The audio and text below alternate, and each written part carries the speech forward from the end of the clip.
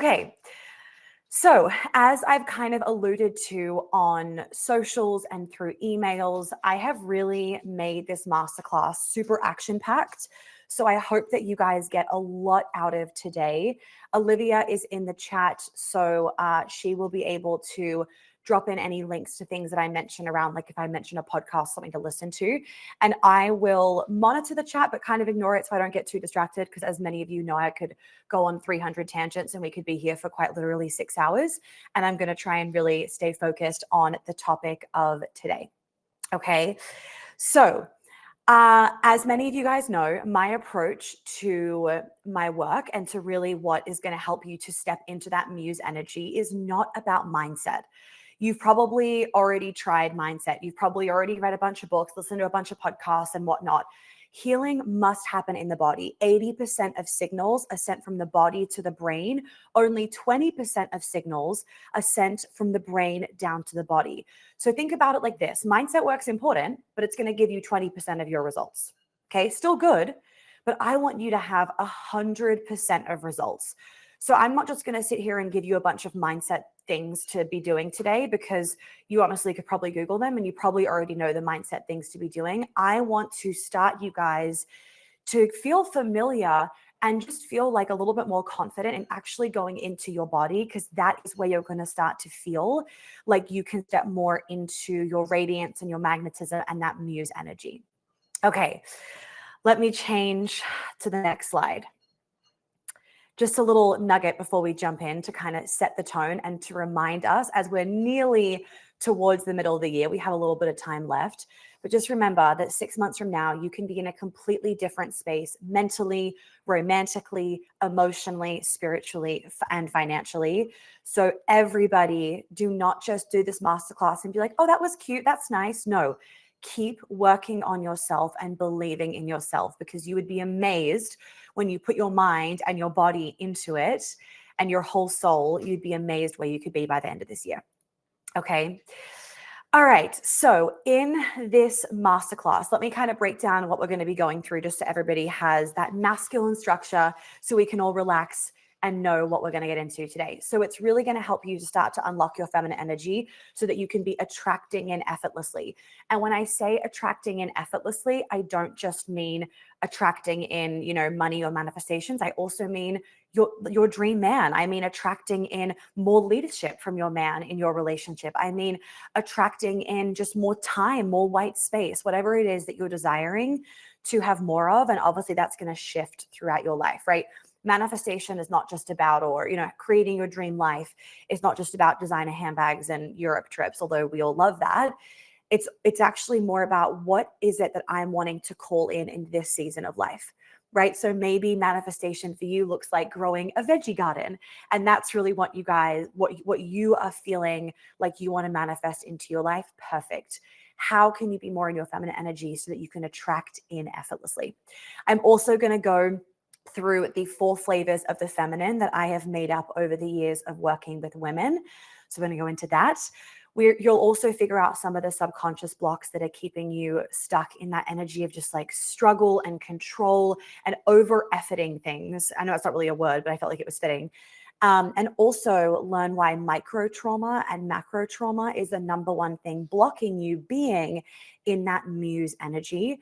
I'm going to share with you 5 things to start doing right after this class that will put you in that muse energy, We'll also talk about the nervous system and how that's affecting effortless attraction and surrender and manifestations. And then, of course, do not worry, we're going to talk about polarity and how to be more of a muse for your man so that he naturally steps up and leads you. And I wanted to say on that note, the whole premise of where Muse came from, I've actually had this name, like I wanted to do something with this name Muse for such a long time, but I was like, I'm like, bitch, you are not creating a new program. And the reason why is because some of you would have read this in my book, actually, if you've already read it.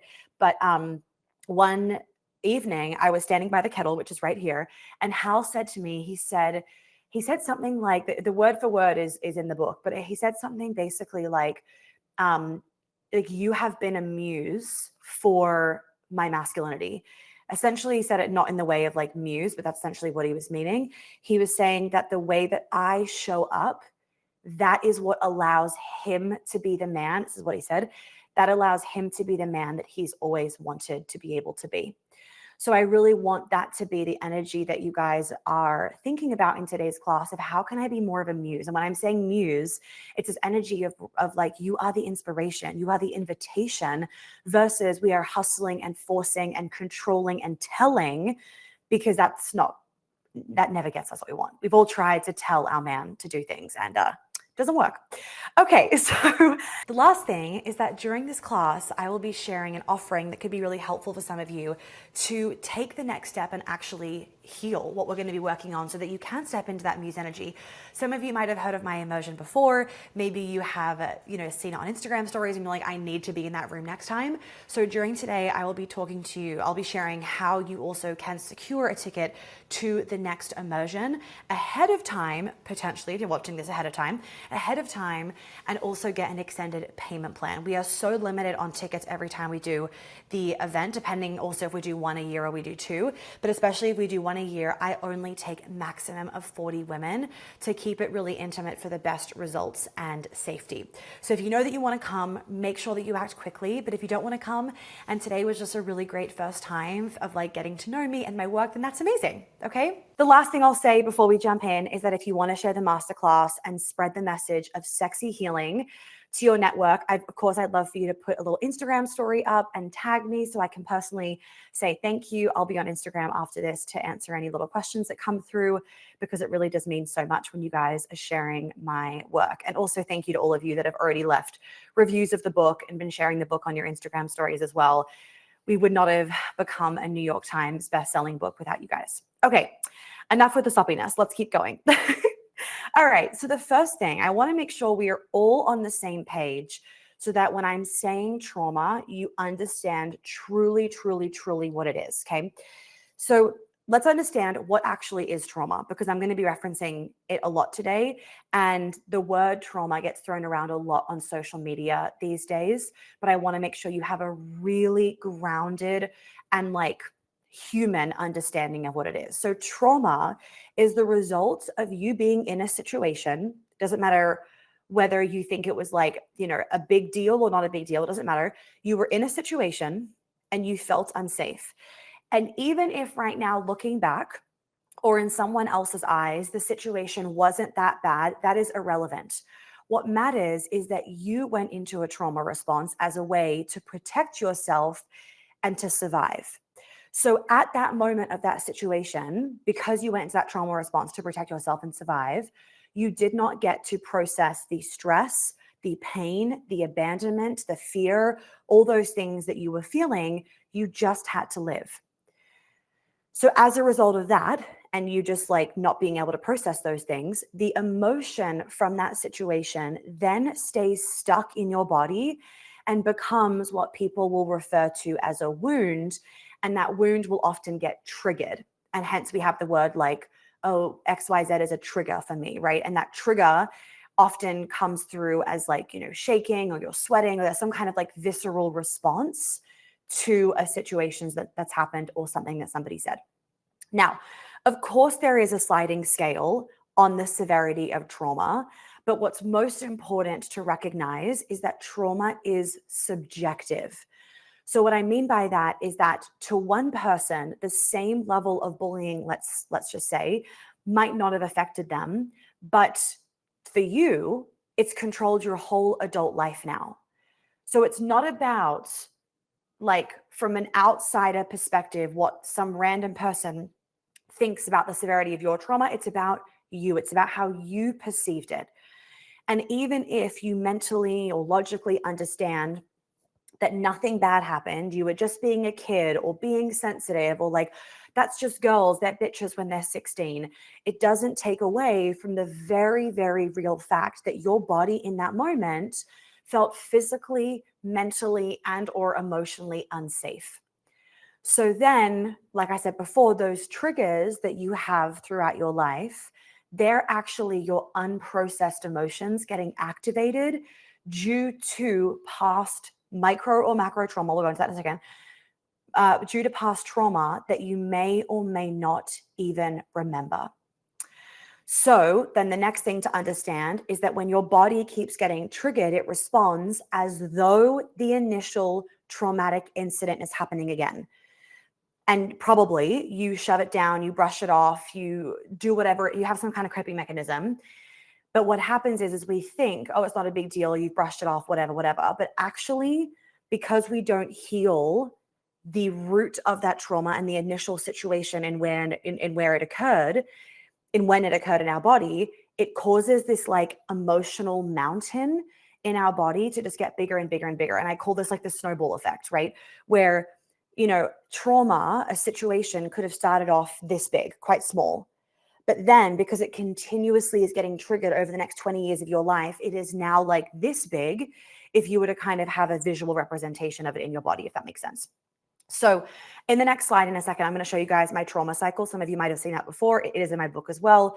And this helps you to understand why people stay stuck year after year after year until they actually realize they want to be liberated and free in their, body, mind, and soul. And then they decide, okay, I'm going to get myself out of this trauma cycle. My suggestion, and look, we're human and not all of us are going to do this. Sometimes we have to wait till we hit rock bottom to actually like have a wake up call. And there's been plenty of situations in my life where it doesn't matter how many times someone told me or gave me the resources, I had to wait till I hit rock bottom in those particular areas of life to actually be like, okay, I'm changing shit. So just no shame if you're that person where it's like, you just have to hit rock bottom in an area of life. But if you can, don't wait until you hit rock bottom. A lot of people, they wait till they hit rock bottom. Men do this a lot because then there's no decision of, should I heal this thing? Should I not heal this thing? Should I go to this thing? Should I not do it? Should I stop engaging with these kinds of men? There's no decision making. You are then at such a rock bottom that it's like the only thing for you to do is to actually face your shit. And the only place that you can go is upwards. That is actually easier for a lot of people's brains because you take out the decision making. All right. So, but as a starting point, at least with what I was just saying before, can you understand and can you acknowledge that your triggers, your bad habits, your emotional dysregulation, your avoidance, your anxiety, people-pleasing tendencies, perfectionism, quote-unquote toxic habits, hate that word toxic, they are a symptom of trauma that is much deeper. And I'm actually going to go through today some of the most common manifestations of trauma and what the root is. So that's going to be really helpful for some of you guys. Okay. So this is the trauma cycle. So I want to explain it to you guys. So when trauma is unhealed, your body stays in survival mode, right? And this then creates a cycle of feeling triggered, reacting or numbing out, feeling guilt or shame. There's some kind of coping mechanism, and then you keep repeating the pattern. So let's start from the very top. So the very top is you get triggered by something. Aunt Sue says something at the dinner table and you get triggered by it. You feel that visceral response, okay? So that's triggered. Then you have your nervous system, and actually gets re-traumatized. Okay. So now we have a re-traumatized nervous system, which is what I was saying before about that snowball effect. Then there's some kind of reaction to the stress, right? So that could be, anger, it could be panic attack, it could be numbing out. There's some kind of reaction that your body goes into from that stress. And then there's the coping and avoidance. So that coping and avoidance could be anything from blaming it to somebody else. It could be overeating. It could be drinking. It could be disassociation. It could be humor. There's some kind of coping mechanism. And then because of the coping mechanism that we use, we then create the fucking illusion. And I'm laughing at myself just because human sometimes. Anyway, we then create the illusion that we have everything under control and that there's nothing that we need to work on and everything is fine and life is great until we get triggered again. And then we stay in this cycle and we go around and around and around and around. And so my invitation for you is let's break this trauma cycle so that you are no longer staying in this loop that is actually causing massive dysregulation and hormonal issues and inflammation and a whole list of things that you guys have probably read about, heard about, etc. on the podcast and content of just how trauma then affects our physical body and our health and our relationships and all that stuff. Okay. So let's just say, for example, relationships. You say you want deep love, right? But every time a man gets close, you sabotage it because he triggers something that then sends you through this cycle. So you sabotage it. Or money, you want abundance, but as soon as you receive money, you panic because it doesn't feel safe to hold, and then you spend it. Again, same thing. Something gets triggered in your body from an initial trauma a long time ago that you may or may not remember. Good thing is you don't have to, with the way that I do my work, you don't actually have to remember it, but you go through that trauma cycle again. Okay. So please remember, this is not a mindset issue. You cannot mindset your way out of this cycle. It is your nervous system keeping you quote unquote safe, right? And whatever your nervous system deems as new or unfamiliar, that is unsafe. So it wants to keep you in this sense of what is familiar, because that is what makes your nervous system think that you are safe. Okay. Next slide. So the body is the key to healing. We cannot think that what we believe and what we feel are not mutually exclusive. What your body is feeling unconsciously, subconsciously, or consciously will affect how you think about yourself, how you act in your life, how you show up for others, how you communicate, how you work, all that kind of stuff. So I want you guys to understand, and some of you might have heard me kind of mention this on podcast episodes of mine before. And we have a ton of podcast episodes. If you're new here, by the way, go to the podcast directory. It has an amazing user experience and you can filter through based on what you need. But I'm really big on explaining what true feminine embodiment is, because feminine energy is not just like wear a pretty dress and like have a veggie patch and bake muffins and blah, blah, blah, and be all airy fairy. That is absolutely not what I embody by any means. I mean, I have the veggie patch and I like making blueberry muffins and I'm wearing a pretty dress, but it doesn't mean that I'm then not also, having discernment and direction and boundaries and power and strength and these other things that people then can think, oh, it's masculine energy. We've made this into this kind of like overthinking mess that's confusing a lot of people. Okay. So I've kind of been like, all right, let me sit down and really, how can I explain what true feminine embodiment actually is, so that you can have this sustainable definition, if you will, and like direction of where you want to move into, that doesn't require you to become a version of not even a version of yourself. It doesn't require you to become somebody that you are not. Okay. So if your nervous system doesn't feel safe receiving, you are going to block the very things that you desire.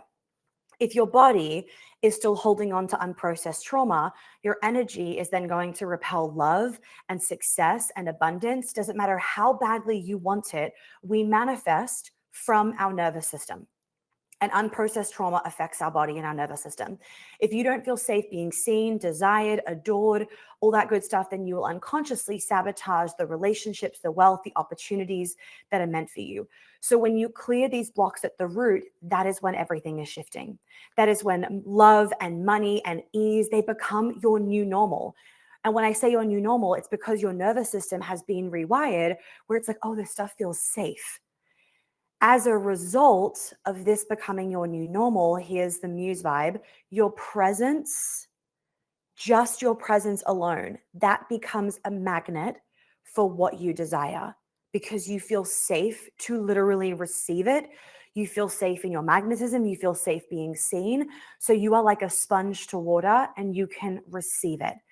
This is how you naturally step back into, and I'm saying back because we all have that MUSE energy within us. We've just lost it. So this is how you naturally step back into that MUSE energy that every single one of you on this call right now has. I don't want anyone thinking, oh, in order to, step into this MUSE energy, I have to go and get something outside of myself. I have to go find this other version of myself. No, she is in there. The most aligned, authentic, embodied, magnetic, radiant, delicious version of you, powerful, strong, all of it. She's in there. It's just like, think of an onion, right? You are the core of the onion. Like that is your soul. And all the layers of the onion are all the conditioning and the trauma and the things people have told you. And so from the outside, you might not look like or embody that MUSE energy, but she's there. We just have to let go of a bunch of things. We don't have to become somebody we're not. Do not do that. Okay. So let me have a sip of water. Have you ever felt, and I'd love to hear from you guys in the chat, and if you're watching the replay, you can DM me the answer to this, or you can email us the answer, and any links that we've dropped in will also be below this video on the replay page as well. Have you ever felt guilty receiving love or help or money? Maybe that's going to trigger some of you. Have you ever felt guilty receiving help, love, or money?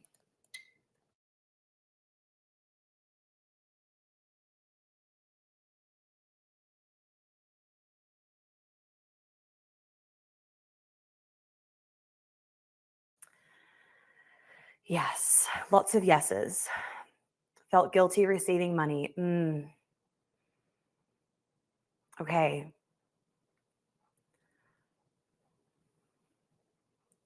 Definitely. All right. Okay, cool. So feminine embodiment is not a costume. We're gonna keep going, ladies. I have so much action stuff to give you. So I want to kind of get through the not admin, but like the more teaching components so that you guys all have this foundation. Feminine embodiment is not a costume. I said before, it's not, baking sourdough, although vibes, baking sourdough or floating around in silk dresses if you don't want to, or pulling tarot cards, again, if you don't want to, or being soft all the time. Now, if that is actually the truest version of you, then that is your feminine embodiment, right? But if someone told me that's feminine embodiment, I'd be like, what the fuck? Because that is not all of me. Sometimes I'd like to bake the sourdough. Sometimes I'd like to float around in a silk dress or pull an oracle card or be soft, but it's not all of me, right? And feminine embodiment is definitely not about living your entire life in some creative flow whilst avoiding decisions, assertiveness, or structure. I need to move to the next slide. Sorry. That is not embodiment. That is performance, right? So let me say that again. Feminine embodiment, it is definitely not. And this is where people go, oh, it's feminine. Like this is masculine, this is feminine. No, just like throw that in the bin for a second. It's definitely not about living your life in this like intense creative flow where you avoid decisions, because technically that's masculine, assertiveness, technically masculine, or structure, technically masculine. That is not what it is. That is not true feminine embodiment. That's performance. I feel like we need to make a little list of that and then just be like, throw it in the bin. That could be like a little nugget that we put somewhere on the website. So what I see far too often is women trying to tick off an arbitrary checklist of quote unquote feminine traits because they think that will make me feminine. That will make me magnetic and in this muse energy. That will make me be her. That will make a man attracted to me. If that is not your authentic self and in alignment with yourself, that shit is going to last for a week. And then you're not going to be able to keep doing it because it's not sustainable. And I am so about, instead of you thinking like, oh, I'm going to heal and then become this version of myself that someone else is. And that I've, or like that someone else has told me this is what feminine energy is. This is what being the muse is. This is why I haven't given you a definition of what is the muse, because I'm going to walk you guys through something so you find your own definition of it. But I don't like that way of healing because that makes then women think that they have to be someone other than themselves, not sustainable, right? So like an example of some of the things on this arbitrary checklist, wear flowy clothes, always lead with love. Oh, never say no. Let everybody else make the plans. Follow your intuition 24/7. Be soft, be open, be nurturing all the time. And yet you could be doing all of these things and you still can't surrender. You still can't let go of control, and you still can't relax in the presence of a powerful man.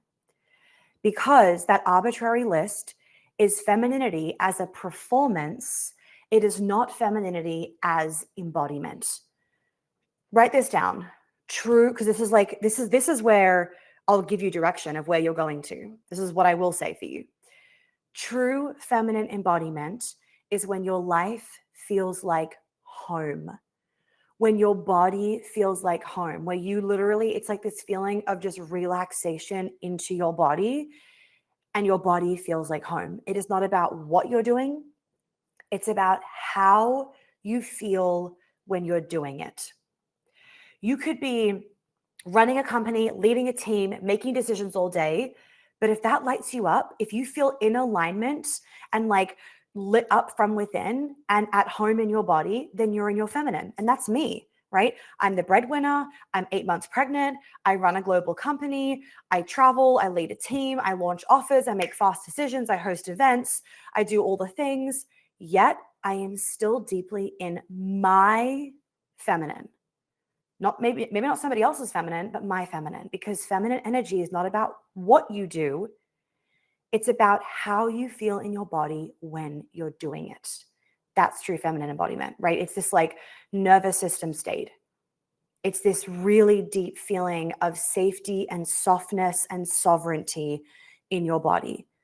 It's this feeling of, you are so deeply in alignment with what you want and your desires in a given season of life that you don't have to do anything to be feminine. You just are. You could literally be like looking like a dish rag and still be embodying feminine energy. So I say all of that because when you're thinking about stepping into muse energy, whilst I'm going to be giving you 5 things that you can start to do right after this call, I also want you to remember that you are not trying to mimic me or anybody. You are not trying to become somebody that you are not. That actually would not be putting you in muse energy. That would defeat the whole purpose of coming to masterclass. Muse energy is a result of walking through my healing blueprint, which we'll get into in a moment, and coming out the other side with the most radiant, magnetic, and feminine energy. And it's your version of muse energy. It's what makes you feel like a muse, not what makes me feel like a muse. Okay. And what I do want to say, because this is very, very, very important for anybody on here. I'm very passionate about this because I did not understand this when I first was getting into this work. And so I gaslit the shit out of myself, and it's in the book. So you can read my book. Read my book. So even if you grew up in a perfect household, like quote unquote perfect, your parents are still together, there was always food on the table, you went to a good school, blah, blah, blah, you still have trauma. And I don't say that in this kind of like you're fucked way. I say it so that you can actually realize that whilst you may have had more privilege than other people, it doesn't mean that you are not deserving of desiring to feel better or to have more in your life, right? I want you to think about it like this. Maybe you didn't experience anything that others would classify as, massive trauma, like physical abuse or something like that. But you grew up feeling like if you weren't perfect in the eyes of your dad, then you wouldn't be loved. So from the age of 7, you've spent your whole life trying to mold yourself to make others like you. As an example, the flow-on effect of what this is, what this micro trauma, aka I have to be perfect and I have to mold myself to other people in order to be loved, micro trauma, the flow-on effect of this can actually then turn into macro trauma. So the flow-on effect, let's say, for example, is that you're 17 and you're binge drinking at parties because you want to fit in and not be the weird one, right? You lose your virginity to a guy that you actually didn't really feel all that safe with, but you wanted to be cherished and wanted by him, so you did it anyway. All through your early 20s, you felt used, you felt taken advantage of, and you were ghosted over and over again in dating. And then one night when you're 25, you're actually abused by a guy that you thought really liked you. Now you have what you'll finally classify as trauma that you deserve to heal. And can you see how in reality, it was there this whole time, right? The trauma was there this whole time. Why do we wait until the world is crumbling around us to then be like, okay, now I deserve to do something about this?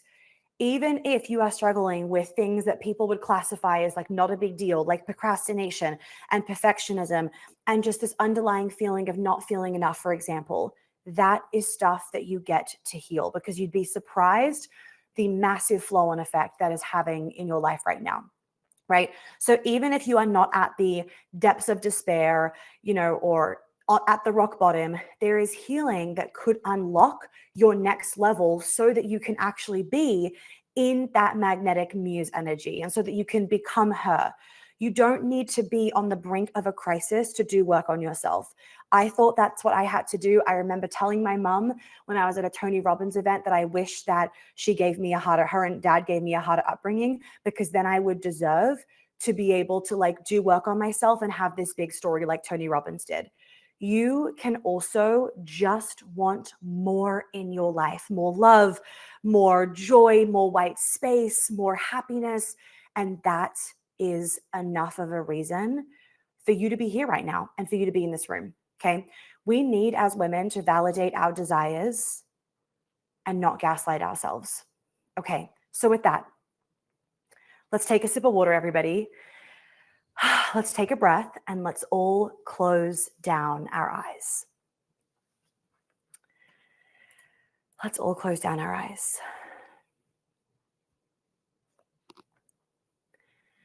Taking a few deep breaths. That might have been really activating. Maybe it was triggering. Maybe it was validating. Just take a few deep breaths.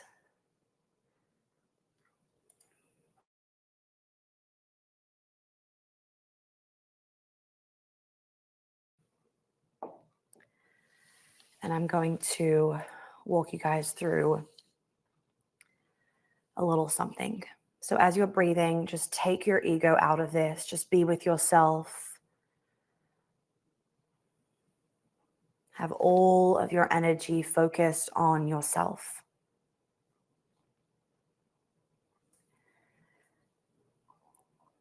See yourself. Hear yourself.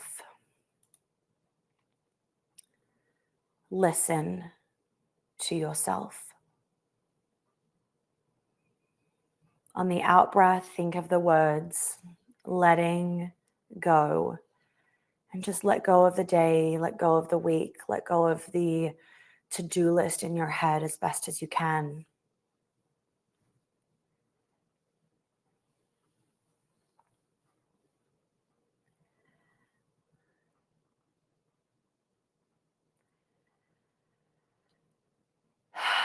Letting go.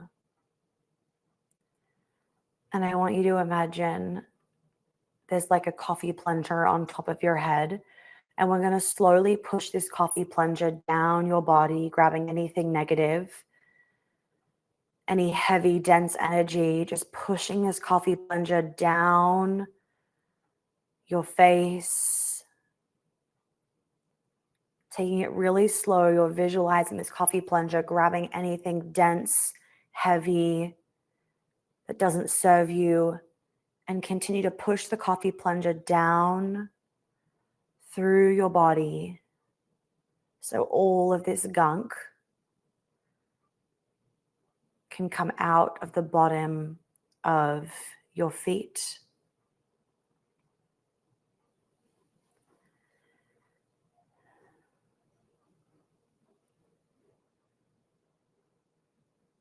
And I want you to imagine that there is a mirror in front of you. Maybe you're standing in your bathroom or you're just on the beach and there's a mirror in front of you. Wherever you are is perfect. And can you just see yourself? What do you see when you look at yourself?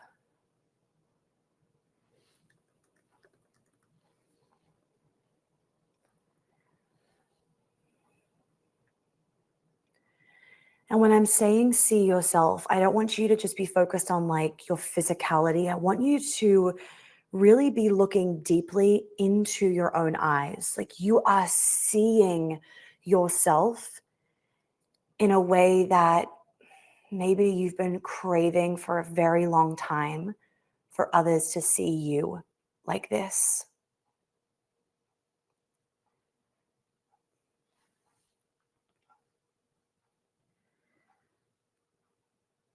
Keep seeing yourself. And I'm going to ask you some questions in a moment. Don't worry about them yet. And I want you to listen to the answer that comes up from your body. You don't need to think about the answer. My invitation is for you to feel the answer intuitively, to not judge it, but to just have compassion for the answer, have curiosity for the answer. So looking deeply into your own eyes in the mirror. What are you seeing as you finally look at yourself.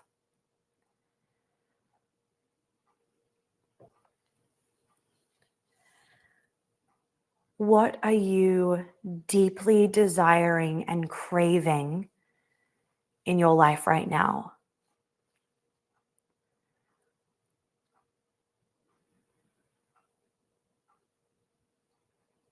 Don't judge the answer. How do you want to feel?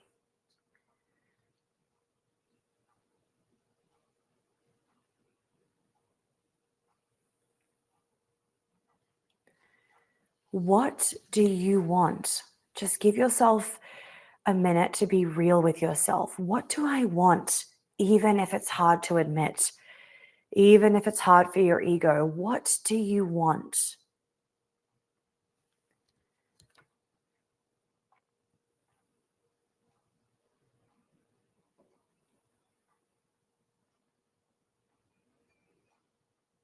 What are you afraid of will happen if you admit that you want this?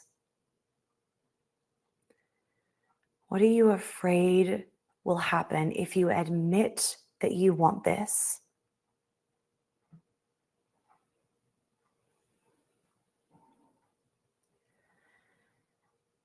Now, what are you afraid of will happen if you get this?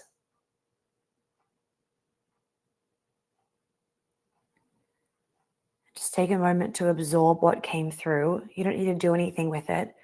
Can you actually just hear yourself? Can you see yourself? So many of us want to be heard and seen and felt by our man or our best friends, but we don't even hear or see ourselves. Before you open up your eyes, take another look at yourself in the mirror.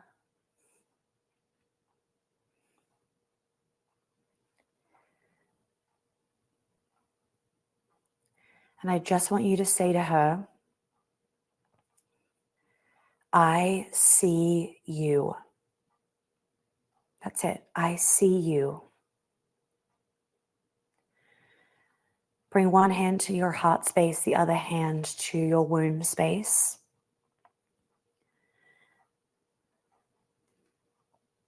Take a few deep breaths.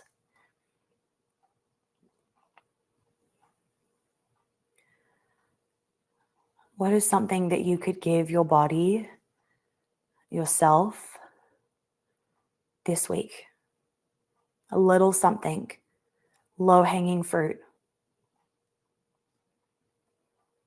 And then when you feel ready, you can open up your eyes. If you would like to share anything in the chat, of course you can. There's no pressure to. Take a sip of water, write down what came through so that you can remember that, ladies.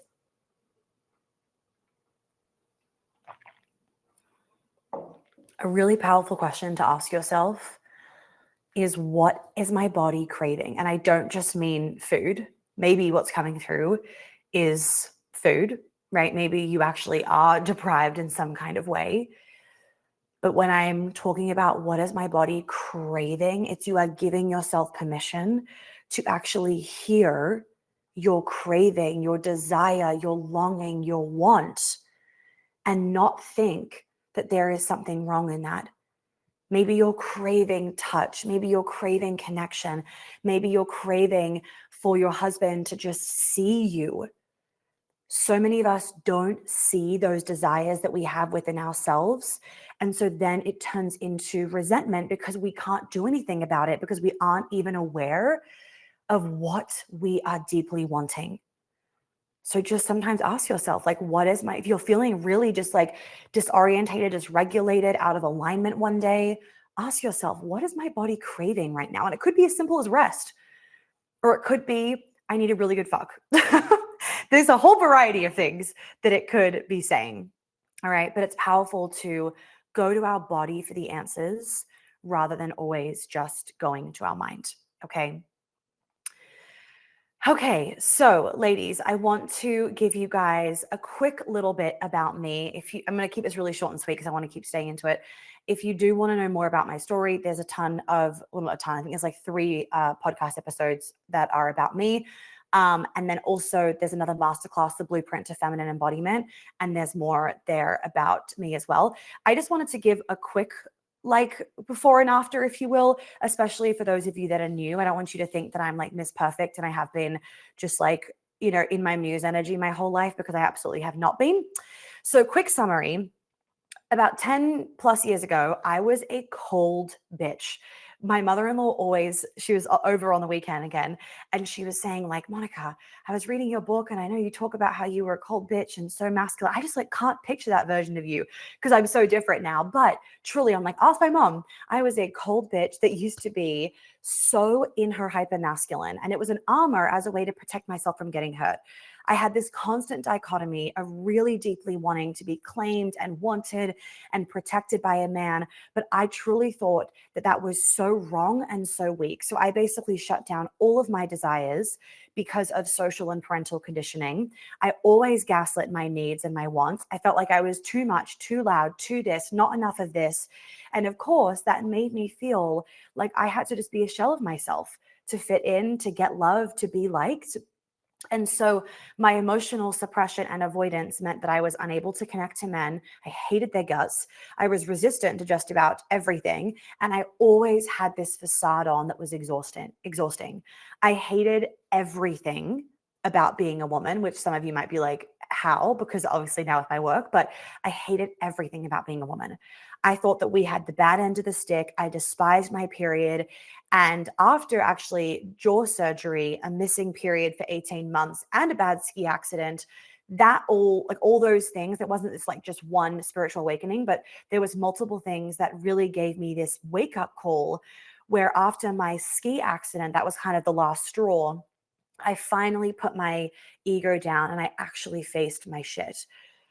So in facing my shit, I was able to then give up my masculine armor. I healed all my wounds around men and the feminine and women and all of that stuff, my daddy issues, my perfectionism, my people pleasing, all of it. I actually used boundaries as a way of self-protection, but it wasn't healthy boundaries. It was just me being a bitch. And I was able to open my heart. But it doesn't mean that my life has been perfect since this moment. Don't think that like after my ski accident, everything just got rosy. I'll be really honest, my life is better than I could ever even imagine. But it was definitely not without a lot of effort and hurdles, right? It was over a period of time that I was continuously embodying what I'm working with you guys now to be doing. I was continuously not showing up as the victim.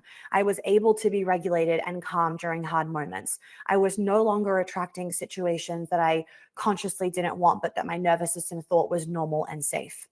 So if you do wonder, is my life actually real or fake? You can listen to episode 410. That is where I break down all the hurdles, big and small, that have gotten me to where I am today. So it's like after my ski accident and I did all of the healing, right? That like big chunk. I don't want you to just think that everything is rosy and that's how it should be, because we're living the human experience, right? And so that's absolutely not the actual reality of what happens after you do this work, but things get a lot easier. This is me post trauma healing. So if you want a little before and after picture, now you have it. Okay. So post trauma healing, like I'm no longer needing to wear this Miss Independent facade and like this badge of honor of burnout. And I actually love asking for help. Love it. And in that, I'm able to ask for my needs. My nervous system can stay regulated. I have all these nervous system regulation tools that I have developed over this time. I feel safe being seen and magnetic. I do not think that being seen or having this radiance is going to get me in danger anymore like I used to. I really reprogrammed my nervous system so that I was no longer attracted to, like they gave me the ick, like actually unattracted. And so therefore I would not be, and I don't engage. I stopped being attracted to like half-ass effort men. And as a result, I met my dream man, my husband, Hal, and I'm obsessed with him. And obviously we're about to have a baby together. And I could go on this list forever, but another really big thing is that I no longer needed everybody else's validation. That was a really big thing I struggled with. I did everything to get everybody else's validation. I actually started allowing myself to soften into my feminine, desires that I crave for so long, and I started being able to validate myself. And of course, I really was embodying my true feminine, not just a costume and a to-do list, because if you look at those before pictures, I still wore the frilly dresses. I did the feminine things, but I was the furthest thing from feminine. Okay. So I want to go into some of the signs that maybe you're, not maybe, I want to go into some of the signs that you're potentially blocking your own muse energy, right? Unhealed trauma, blueprints that we've been given, programming that we've had from society, our parents, school, all of that kind of stuff, that can then be blocking us from feeling safe to be in that muse energy. And obviously, if we don't feel safe to be in this energy, we're not going to be in this energy. Okay. Big one, hyper independence. I feel like we all know that one, right?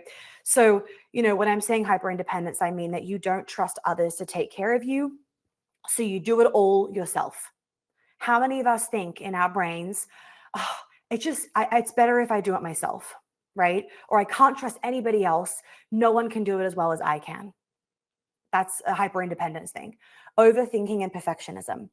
You're analyzing every move that you make, and also other people that overanalyzing every move that other people make too. And you're also afraid of getting it wrong because something bad is going to happen if you get it wrong or something isn't perfect. Attracting unavailable men. I feel like we've all struggled with this one, right? Maybe you're struggling with it right now. Maybe you're in a beautiful relationship, but you want your man to be more available for you. You want your man to be more connected to you. If your body is wired for emotional rejection as the norm, then you're going to continue to attract emotionally unavailable men, or there's just going to not be that emotional depth that you're wanting in your relationship. If you feel stuck, so many people feel stuck in their life. You do all the things, but you don't feel like you can break through. It's probably because you're doing all these things, but they're not actually in alignment with you. You're trying on all of these things. You're trying out all of these different jobs because you haven't connected with what would make me happy. What is in alignment for me? What feels like a yes in my body?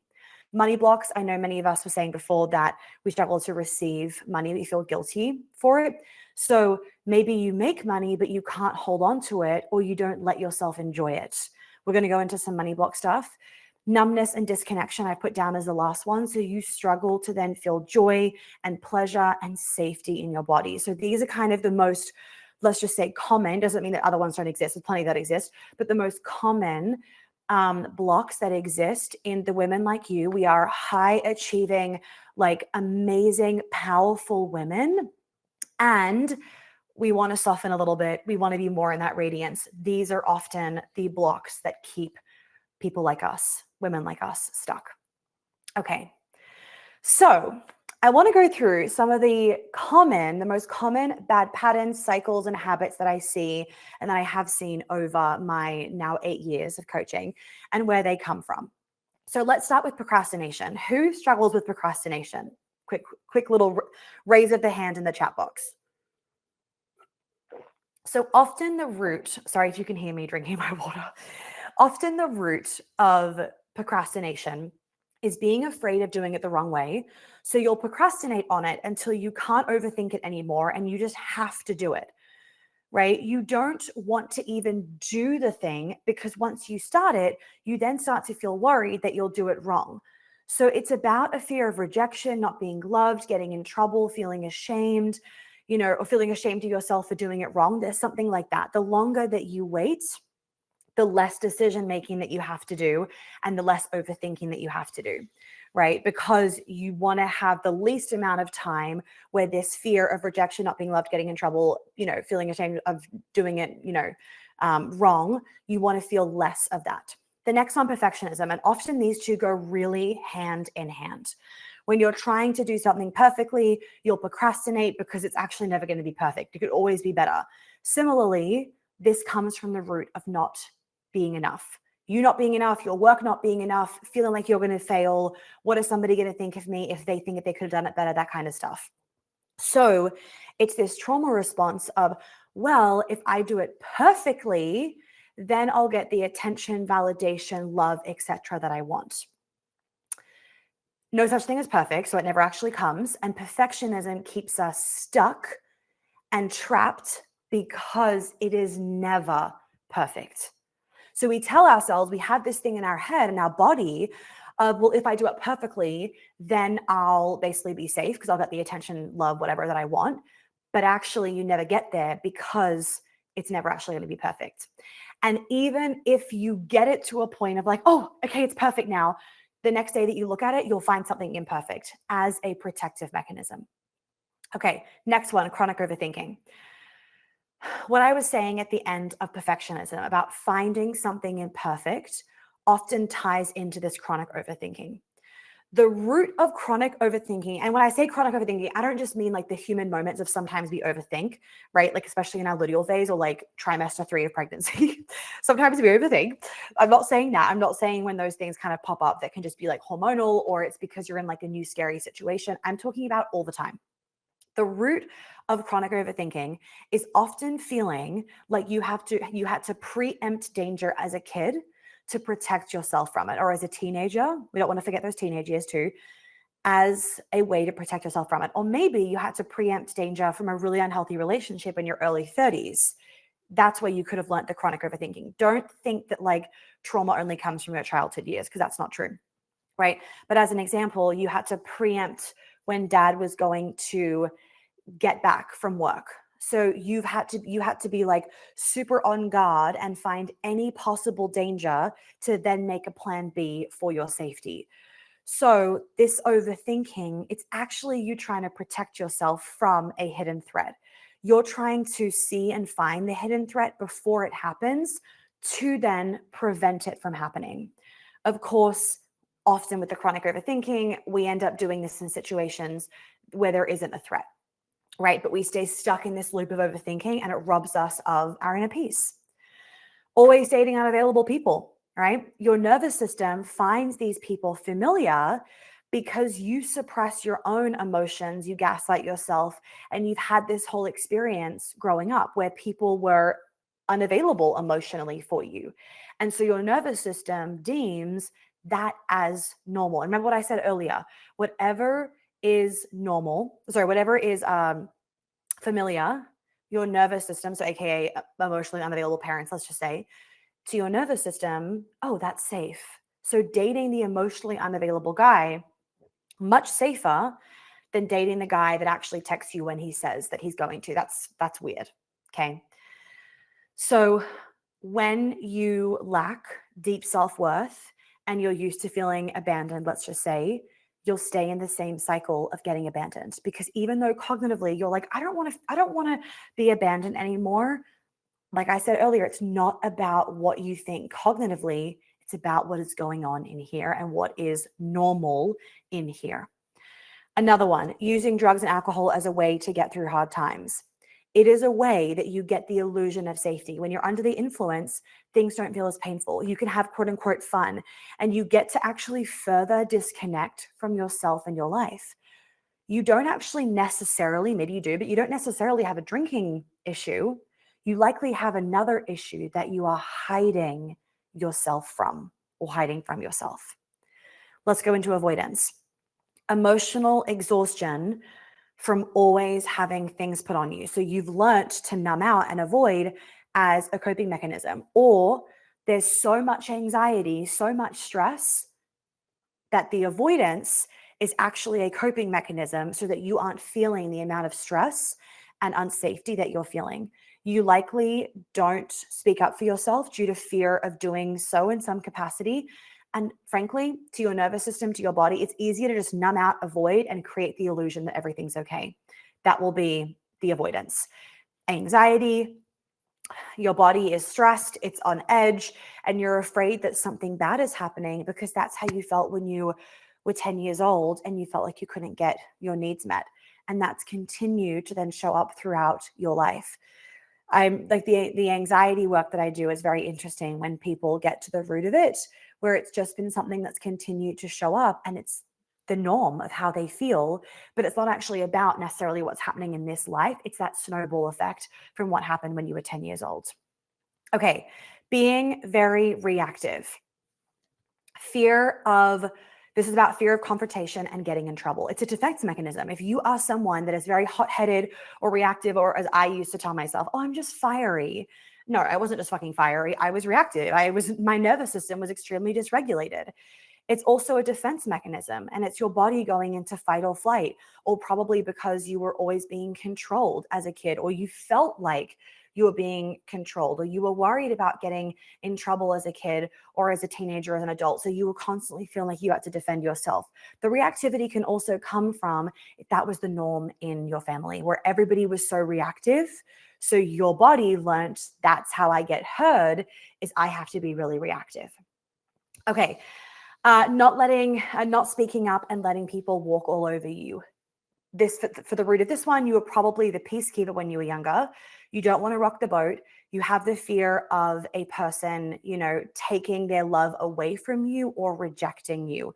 So it's easier to keep the peace, to not speak up, and to let people walk all over you. Sabotaging opportunities. This is a big one. When people are self-sabotaging, it is because you lack self-trust, self-commitment, and self-discipline.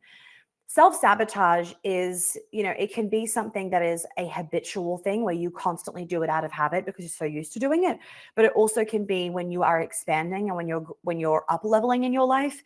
The sabotage is because self-discipline, self-commitment, self-trust is a really important embodiment part of that, because it's really hard, according to your body. It is hard, it is scary, it is uncomfortable to go outside your comfort zone. But also with the sabotaging opportunities, often another root can be this feeling of like abandonment as a familiar feeling in your life. And so you continue to abandon yourself and your dreams as your nervous system feels that that's normal. Chronic health issues that food isn't fixing, and like nutrition and stuff isn't fixing. Depending obviously on the health issue will depend on why that's the issue. You can scroll through my Instagram and there's lots of like carousels on the energetic reasons for X, Y, and Z. But across the board, often chronic health issues are the result of some kind of trapped emotion, people pleasing, shame, guilt, and chronic neglect from ourselves as well as from others. And then insomnia, unrelated to obviously a hormone thing, pregnancy, that kind of stuff. Insomnia is your nervous system being stuck in overdrive. You're overthinking, you're overanalyzing, you're worried about things. It's this like protective mechanism, because falling asleep and staying asleep requires a level of surrender and a level of being able to switch off and knowing that everything is okay. And your nervous system doesn't feel that. If you've always felt like you've had to kind of like watch over your shoulder, then it's going to affect your ability to relax enough to actually fall asleep and stay asleep. Okay. Oh, all right. I'm sure many of you guys related to some of those. I'm so keen to be able to go back through this chat and kind of see what everyone's saying. All right. So let me say this. Whilst you might know your trauma, you cannot embody MUSE energy because you say that you want to be in your feminine, but you can't stop micromanaging every detail of your life and relationships. Notice where you are in this. You want to be soft and expressive, but it feels safer to shut down than to quote unquote be too much.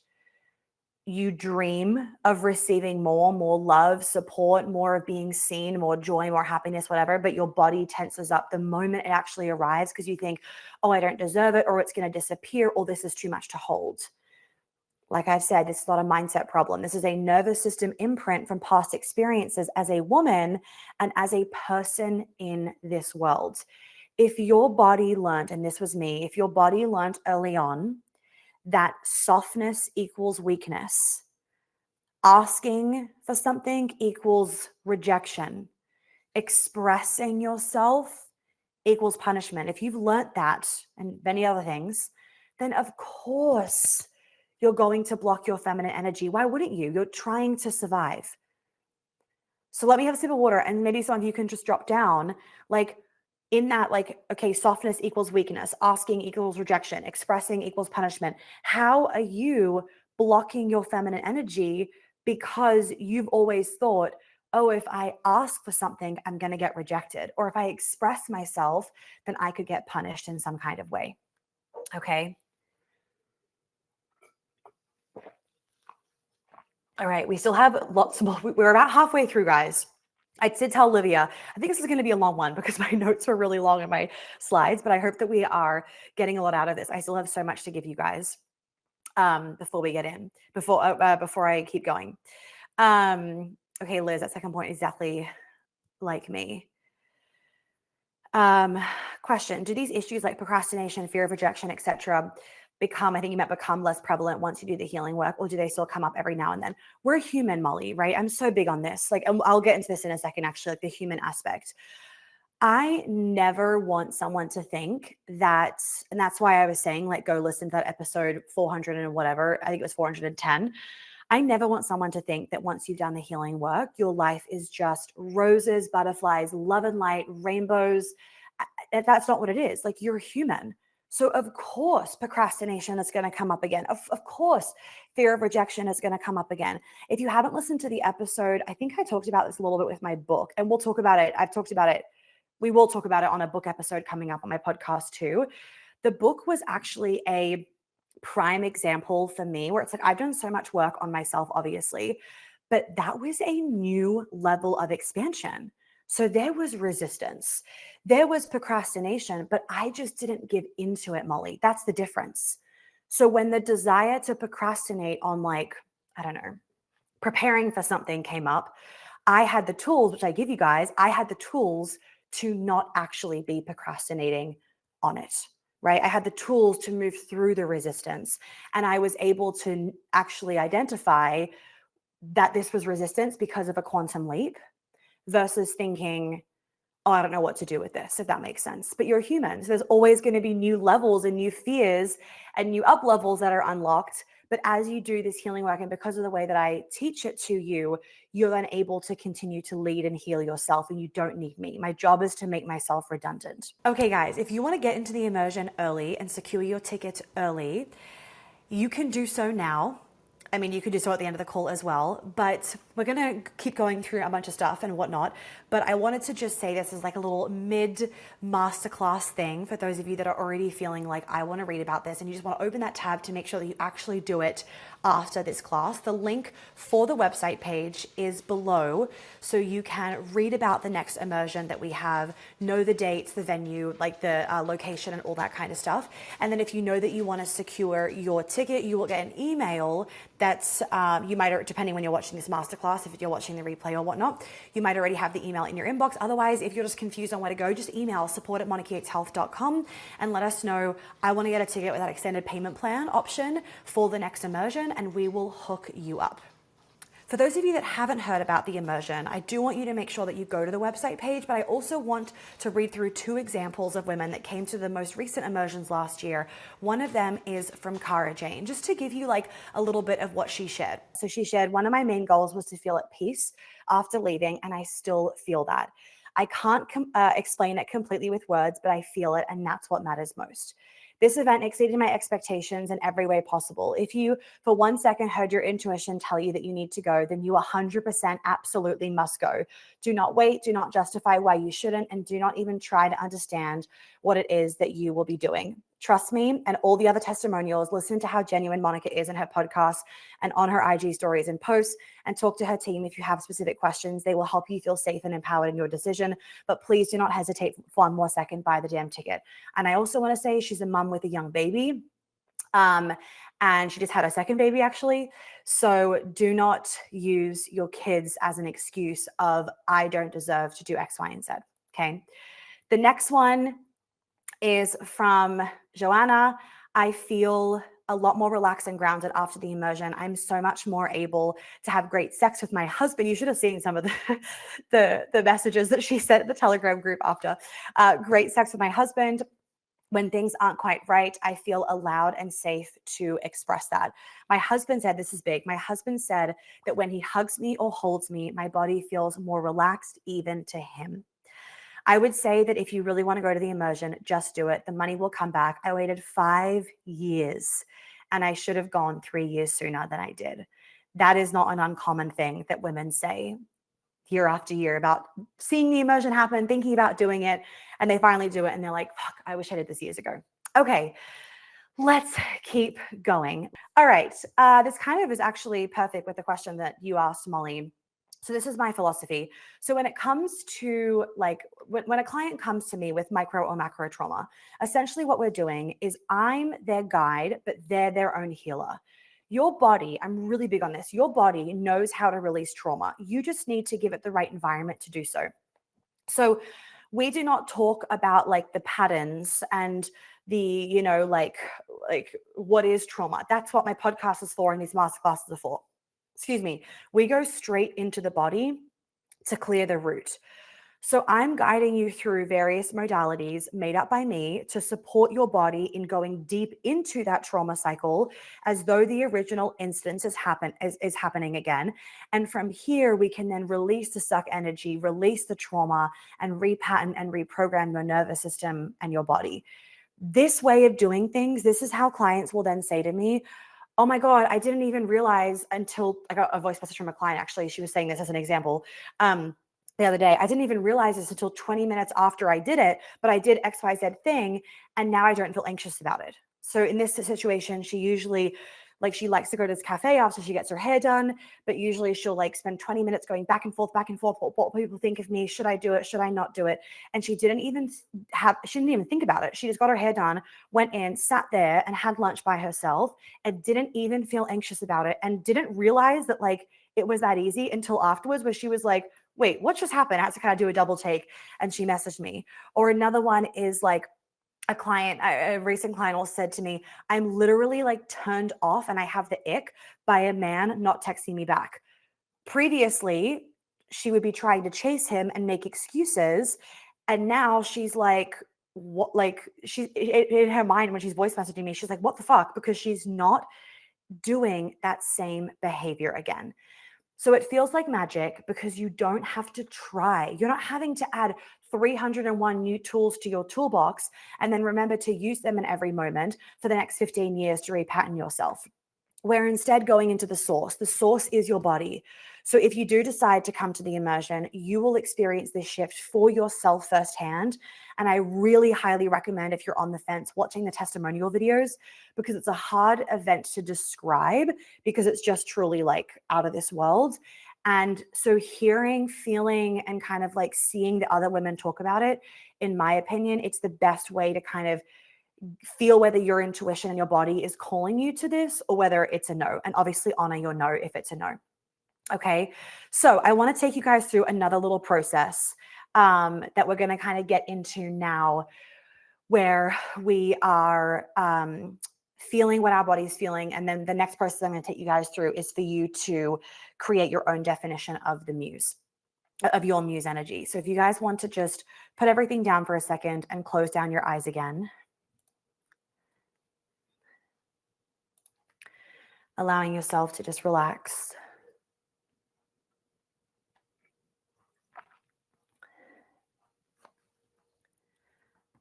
Softening your body again.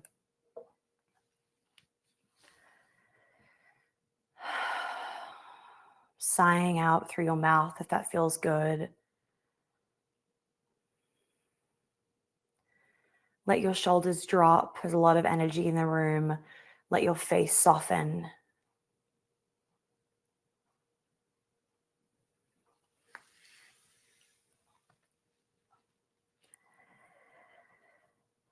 And remember, no judgment towards ourselves. We're not analyzing what's coming through.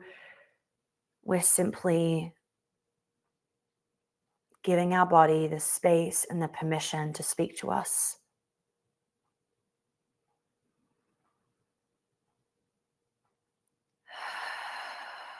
Relax on that out breath again. I want you to bring your mind to a recent moment where you felt really triggered. Maybe it was something with your partner. Maybe it was about money. Something that made you shut down, snap, go into overthinking, or freeze.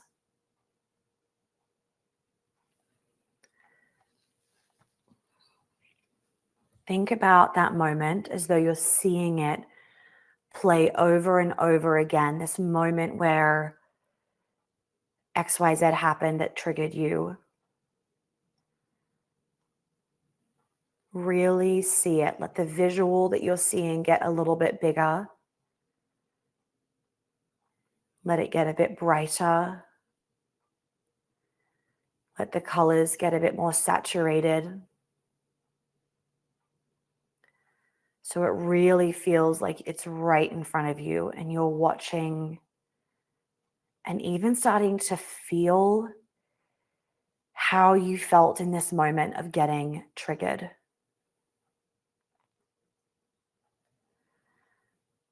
Now scan your body for me from the tip of your head down to your feet. And where in your body do you feel this trigger living right now?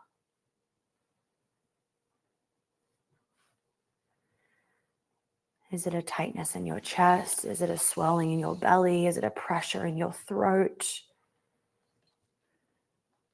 There's no right or wrong. Bring your hand to the sensation. Breathe into it.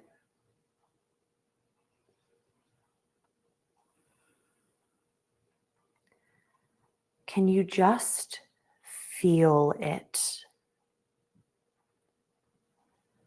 Don't try and push it away. Don't shame yourself.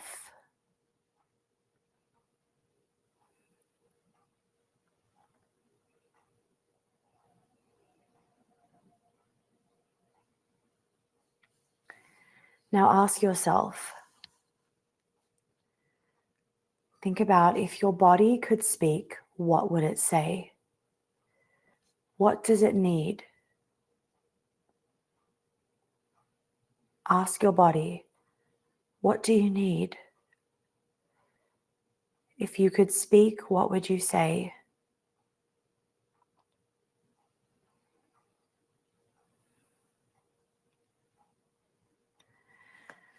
Does it need safety? Does it need space? Does it need to scream? Does it need a cry? Does it need a rest? What are you actually feeling unsafe or frustrated or pissed off about right now?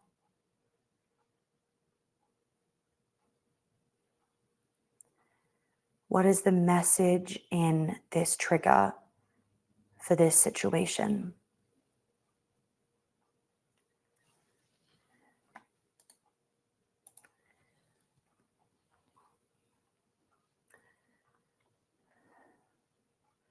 Beautiful ladies.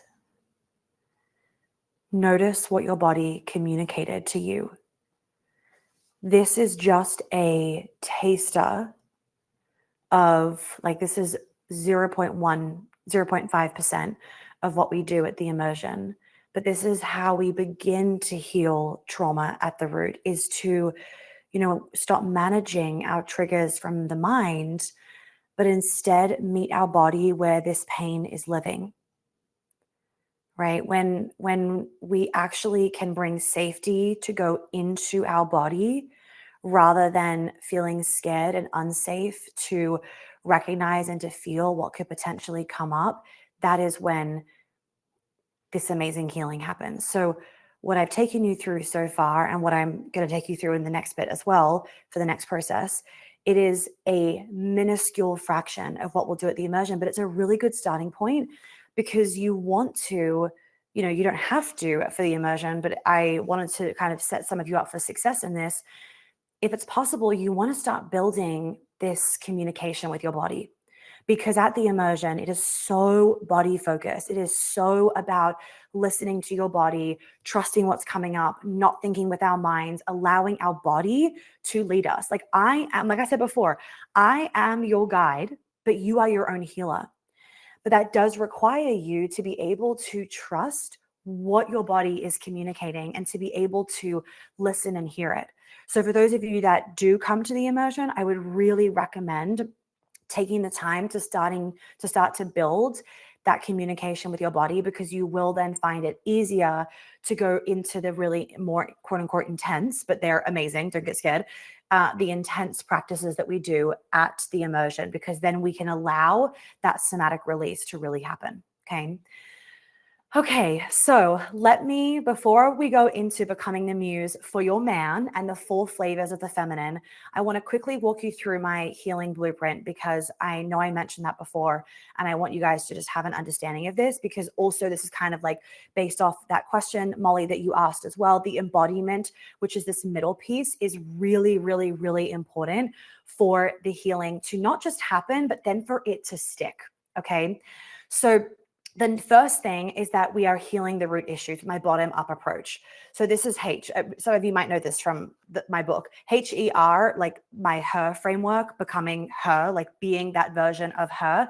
And part of her is that she has this muse energy, right? So the first thing is healing the root issue. The second thing is the embodiment. A lot of people forget the embodiment part of this. People will go and they'll do healing work, great, great, great, but now they're empty and it doesn't stick. They don't know how to integrate everything into their life. They don't know how to integrate the healing. So the embodiment and the integration is really, really, really important. I'm very big on it. And that's where I give you the practices to then actually take you from, okay, I've healed all this stuff to now I'm just able to live it out. The able to live it out is the radiating. You don't even have to try. You don't have to try to stay regulated. You don't have to try to be in your muse energy. You don't have to try to like be in this just, receptivity to attract in your manifestations. You just are. You don't have to use like 350 tools in your toolbox because I'm not going to give you that many because you won't use them. You don't have to use all of these tools. Your nervous system has been fully reprogrammed and your body has been completely wiped of the old blueprint that was not serving you. And now you have your new blueprint that this is just the way that you live without having to actually try. This is a little diagram of my bottom up approach as well for anybody curious. I sometimes post it on my Instagram stories as well, but if you want to take a screenshot, you can, just so that you can understand that like I'm not working top down. We are starting from the bottom because like an iceberg, right? It looks like all the stuff looks like, let me start that again. All the things we need to heal, they are things that we see from the outside. And so then people go, oh, I have this long list of things that I have to heal. I have to heal my masculine armor and my hormonal imbalances and my weight things and my toxic relationships and my chronic back pain. And it's like you're ticking off this long list of things that, God, you're going to be there for 10 years. But if you just went to the bottom and to the root, there's one thing, or there's 2 things, or there's maybe 3 things that are causing the 15 symptoms that you are having that are above, like in the top part of this iceberg, right? So the actual problem is what my focus is. And that kind of creates this beautiful domino effect. Okay. So you can take a little screenshot or a picture of that if you want to. Okay. All right. I'm going to give you guys 5 ways of how to start embodying that muse energy. But like I said a million times, it needs to feel authentic for you. It needs to feel like, yes, this is the true version of me, not I'm putting on a facade, because that's not what we want. Okay. Absolutely don't do that. All right. So first thing, start treating your energy like it is currency. So before you worry about your outfits or your voice or your feminine energy routine, before you worry about any of that, start with this idea that your presence is the product. My presence is the product, because that is the muse energy. That is just like you being in the frequency that makes other people turn heads. So could you begin your day by asking, how would my muse self protect her energy today? Or, what or who gets access to it? Now, I want to make this very, very clear. I do not mean this in an entitled way. I think it's very damaging and it doesn't work. Very damaging. Actually, there's a testimonial on this that you guys will see on the website page for the immersion if you flick through them. It's very damaging when people think, oh, I have to have like 350 boundaries and boundary, or like only certain people can get my energy. And it's from this just like entitled, it's not a vibe. People think that it's coming from this self-worth place, but it's not human. It's not reality. Because as humans, there is things that we don't want to do, right? There are times when you have to go for lunch with your in-laws when you don't want to go for lunch with your in-laws, right? But that's just the human experience. So I don't want you to think, that this is about only ever doing what you want to do, because that's called you becoming selfish. It's actually more about, even in those moments where you don't want to do something, how can you protect your energy, right? How can you show up a little bit differently? And for the days where you do have more control over your day, and you do get to decide how your day goes for the most part, then how can you actually be in this energy of my presence is the product, versus thinking, oh, the only way people like me is if I am constantly giving and doing for everybody else, and me just being me is not enough. That's not true. So maybe this week you can cancel one thing that you really don't want to do and you don't have to do, right? Different to like the things you have to do. Maybe you can cancel one thing that drains you. Maybe you can say no without needing to over explain yourself, right? Few things. So start treating your energy like it is currency. The next one, shift from control to curiosity. A woman that is in her muse energy, she is not micromanaging. She's not micromanaging herself, her husband, her anything. She's not micromanaging. So anytime you feel yourself trying to control a situation, your partner's response, a DM, a launch, a date, can you pause and can you ask yourself, if I trusted that everything was working for me, what would I do right now? Why that line? If I trusted that everything was working for me, what would I do right now? That line and that question to ask and to hear the more intuitive answer than the mental answer, it reprograms your nervous system from you needing to be in survival to, oh, it's safe for me to actually surrender and I'm still going to get the outcome that I want. Really, really important for not just the muse energy, but also for just us feeling safe as women to be in our feminine. Okay, next one, create like a muse space. So I did this a lot during lockdown in London. Some of you might even remember this, but I've carried this through because I think it's really powerful. Can you create beautiful moments around your home? In your bathroom, maybe? Can you have like a dish where your favorite non-toxic perfume and earrings sit? By your bed, can you have a candle, your sleeping mask, and your favorite essential oil?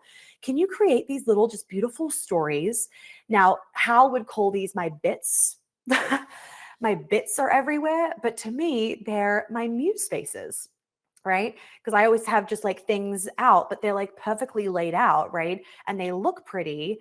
Anyway, that's a whole other topic of conversation. But these little stories around your home, they change your frequency when you're engaging then in these everyday activities. Like I love this dish that I have. It was given to me given to Hal and I actually, but it's on my side of the bathroom as a wedding present. And it's this beautiful Amay dish that sits on the left side of my sink in my bathroom. And I'll just put like one or two pairs of earrings on it, right? Or just like something beautiful, or I'll put my rings down on it. And I then have, right now I then have my like stretch mark creams and everything sitting there, and my magnesium cream and whatnot, but it's all like beautiful labels because they're all like the mum brands, and it's just this little story, and it makes me want to engage with those things. It makes me feel a bit more like high frequency and in that wealthy energy when I'm picking my earrings up and I'm putting them on, or when I'm putting them down at nighttime. So can you create these little stories around your home to start changing the frequency of everyday things that you're doing anyway? The next one is to use a signature scent. You're basically creating an anchor. You're using a signature scent or an accessory.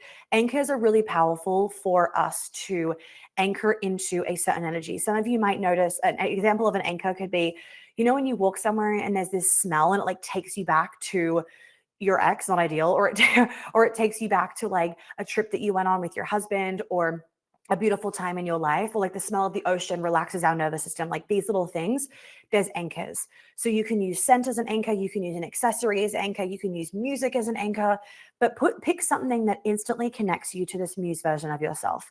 It could be a robe, it could be a red lip, it could be a scent that turns you on. And when you wear it, show up in this muse energy, show up in this, like let this start to become an anchor of this energy of you're already being desired. You are in receivership. You are in your magnetism. You are in surrender.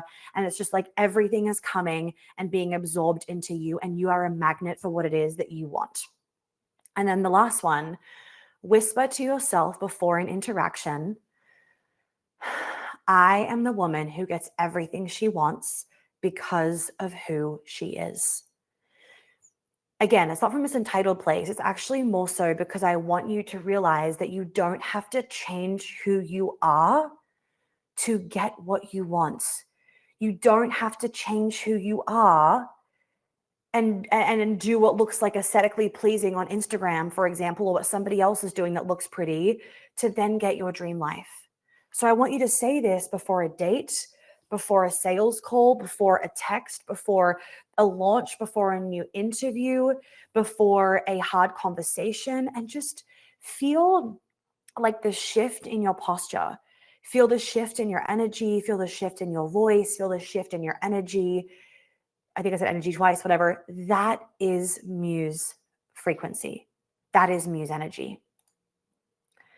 So on this note of we do not need to be somebody else's version of the feminine, I've outlined 4 flavors of the feminine. I developed this a while ago. I think I developed this when I was living in London, actually.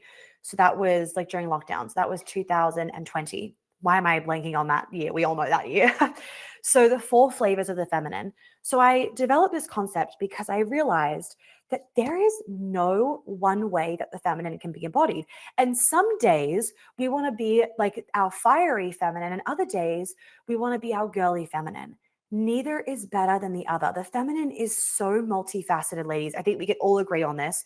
So can our men. So I'm just remembering something the house lady forgot on this call. So fucking chaotic that there really isn't one style of her.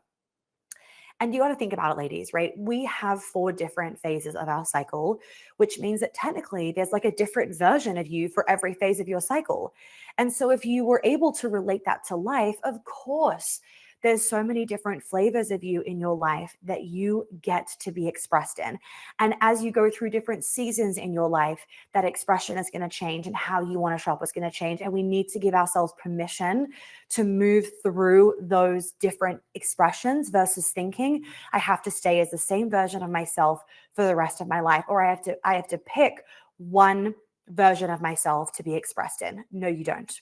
Okay, let's start with fiery. Okay, so fiery. So she is confident. She is boundary aware. She enjoys eroticism. She has like lots of spontaneity that she loves, spontaneity that she loves in her life. She loves that more kind of sub-dom kinky sex. She may struggle though to relax unless prompted by somebody else or a partner. And she really seeks a partner who can dominate and be this kind of like partner in crime, power couple energy. She also displays a lot of strong confidence and sensuality, particularly during ovulation. You might actually find that it's easier to step into, or like you do step into this more kind of flavor during ovulation. But the thing to be aware of is that this flavor can often struggle to balance her feminine energy with her intensity, and that can be overwhelming to other people. So it really requires a partner with a strong nervous system to match this woman's energy. If you are in this energy, you also need to be careful of burnout and prioritize quiet time, because we can get, I say we, because I definitely identify with the fiery flavor, we can get very gung-ho and kind of like excited about something, and there's all this fire up our ass in a good way, but that can also cause us to not feel when our body needs a bit of rest, and then we burn out. So making sure that we're being really careful of that. Okay, the flowy feminine. So this flavor, more in touch with their softer side. They enjoy, or she enjoys, nature and a slower pace of life. She prefers more of like a beach or country lifestyle. And she definitely identifies as more of a goddess and that kind of energy than a queen, and prioritizes their energy blueprint over their sexual, she prioritizes her energetic blueprint over sexual desires. She also prefers like a picnic, for example, than this really fancy over the top dinner. this kind of the shadow side of the flowy feminine is that it's important to be mindful to not neglect your needs and desires when you're embracing your relaxed side. Like, you don't want to get so into that flow that you forget the beauty of direction and actually going somewhere and getting things done, because that can then actually cause us to get overwhelmed, is when we are so in flow and so flowy that we haven't gotten things done, and then the overwhelm creeps up on us.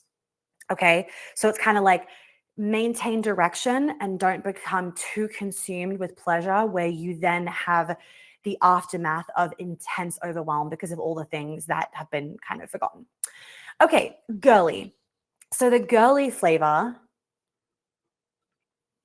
she enjoys feminine aesthetics, dressing up, being pampered, and she definitely is like no and avoids danger and adrenaline. It's just not really her thing.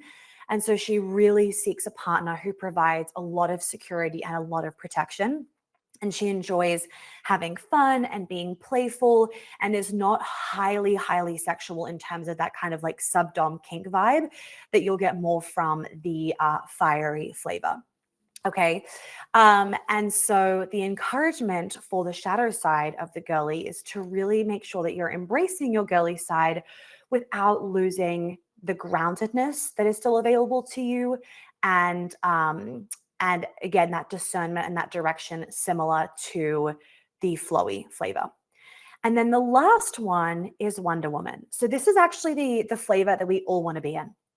And the reason why we want to be in this flavor is because as Wonder Woman, we can like shapeshift. We're able to shift between different feminine types based on our mood, based on where we are, like what our environment is like, based on the time of year, based on the season of life, based on our menstrual cycle.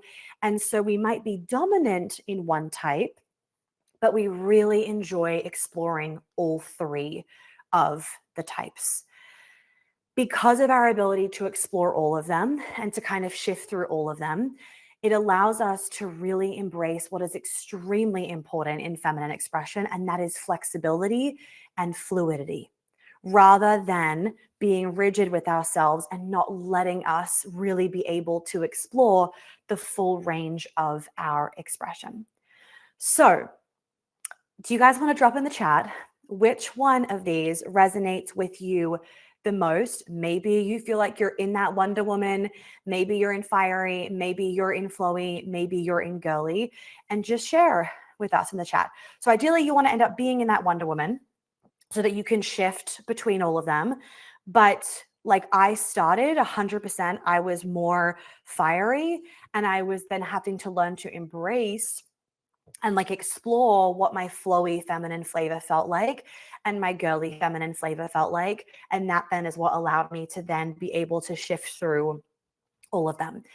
Episode 319 on the podcast, that has more on these different flavors of the feminine and like the feminine blueprint. So if you want to listen to that episode for more, I would definitely save that link so that you can go back and listen to more of that. Okay. All right, next slide. I'm like, can I hold my bladder? Hold on. I'm like, how much more do we have to go? I think we'll try.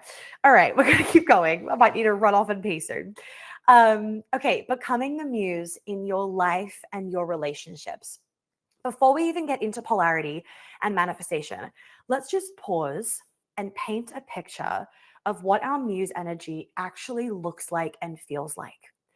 So I want us to close our eyes again. It's the last time we're closing our eyes, but I want you guys to make this masterclass yours versus just writing down what I'm saying.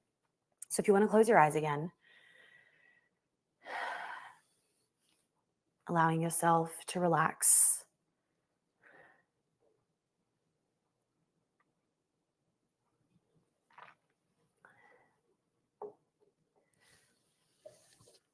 Softening your body again.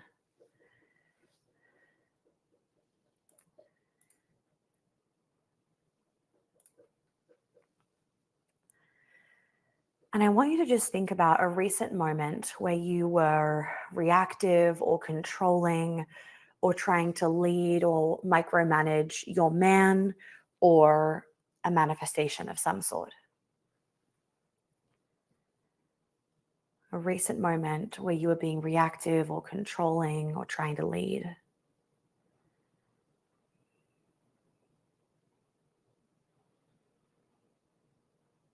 And once you've got that, just start to play out the situation, getting clear on seeing yourself in this energy of being reactive or controlling or trying to lead.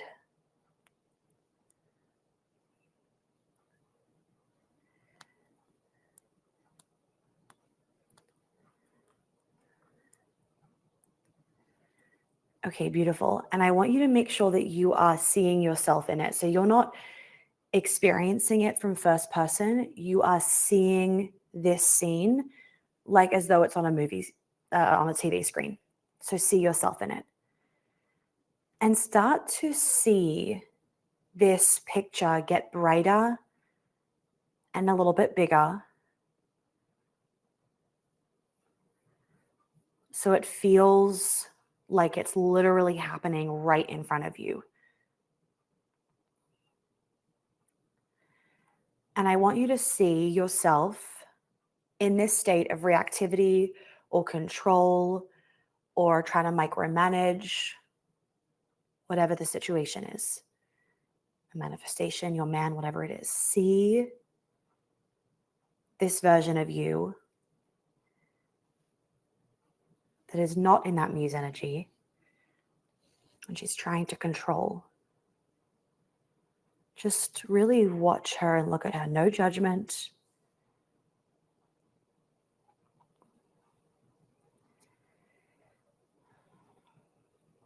Maybe after that mirror exercise, you're actually able to see yourself in a new way where you're like, oh, I know what she was actually wanting but couldn't communicate.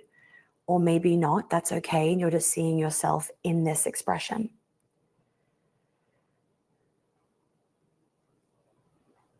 I want you to take note of what she's saying, how she's acting, how she's holding herself, what her energy is like.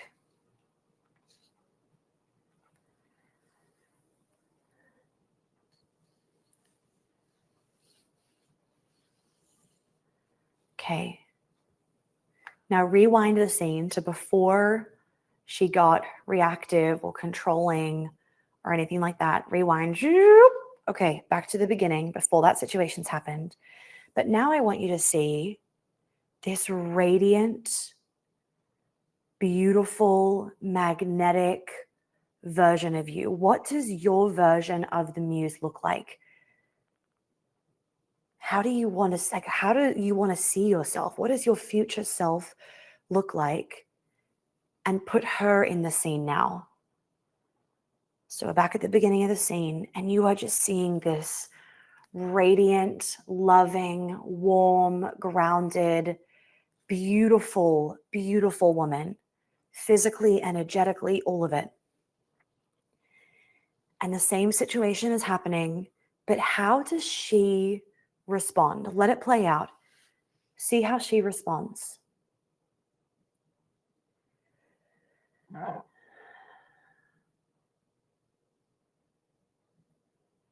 How is she moving through this? How is she communicating? How is she expressing herself? Maybe she's asking for a need to get met. Maybe she's sharing a vulnerability. What do you feel as you're watching this version of you, this like muse version of you? What do you feel? What do you notice? And what do you notice about the outcome of the situation? How has it changed the other person or the manifestation or the situation that you're seeing?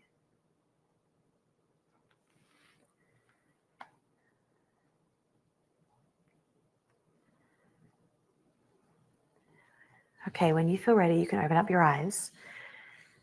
And I want you to write down, I'm going to give you a minute. I want you to write down what your muse self is like. How did she show up? What was different? Write that down. Be descriptive in what you noticed, not just in terms of what she said, maybe what she didn't say. What was her energy like? What was her like aura like? Because she is you, right? So I'm going to give you a moment and I'm going to run to the bathroom whilst you guys are doing that. So don't drop off the call. I want you to actually do it. I'll be back in 30 seconds. And I want you to write down what your muse self is like. And maybe you want to even share it in the chat as well, if that feels good for you. Okay. All right. I'll be back in 30 seconds.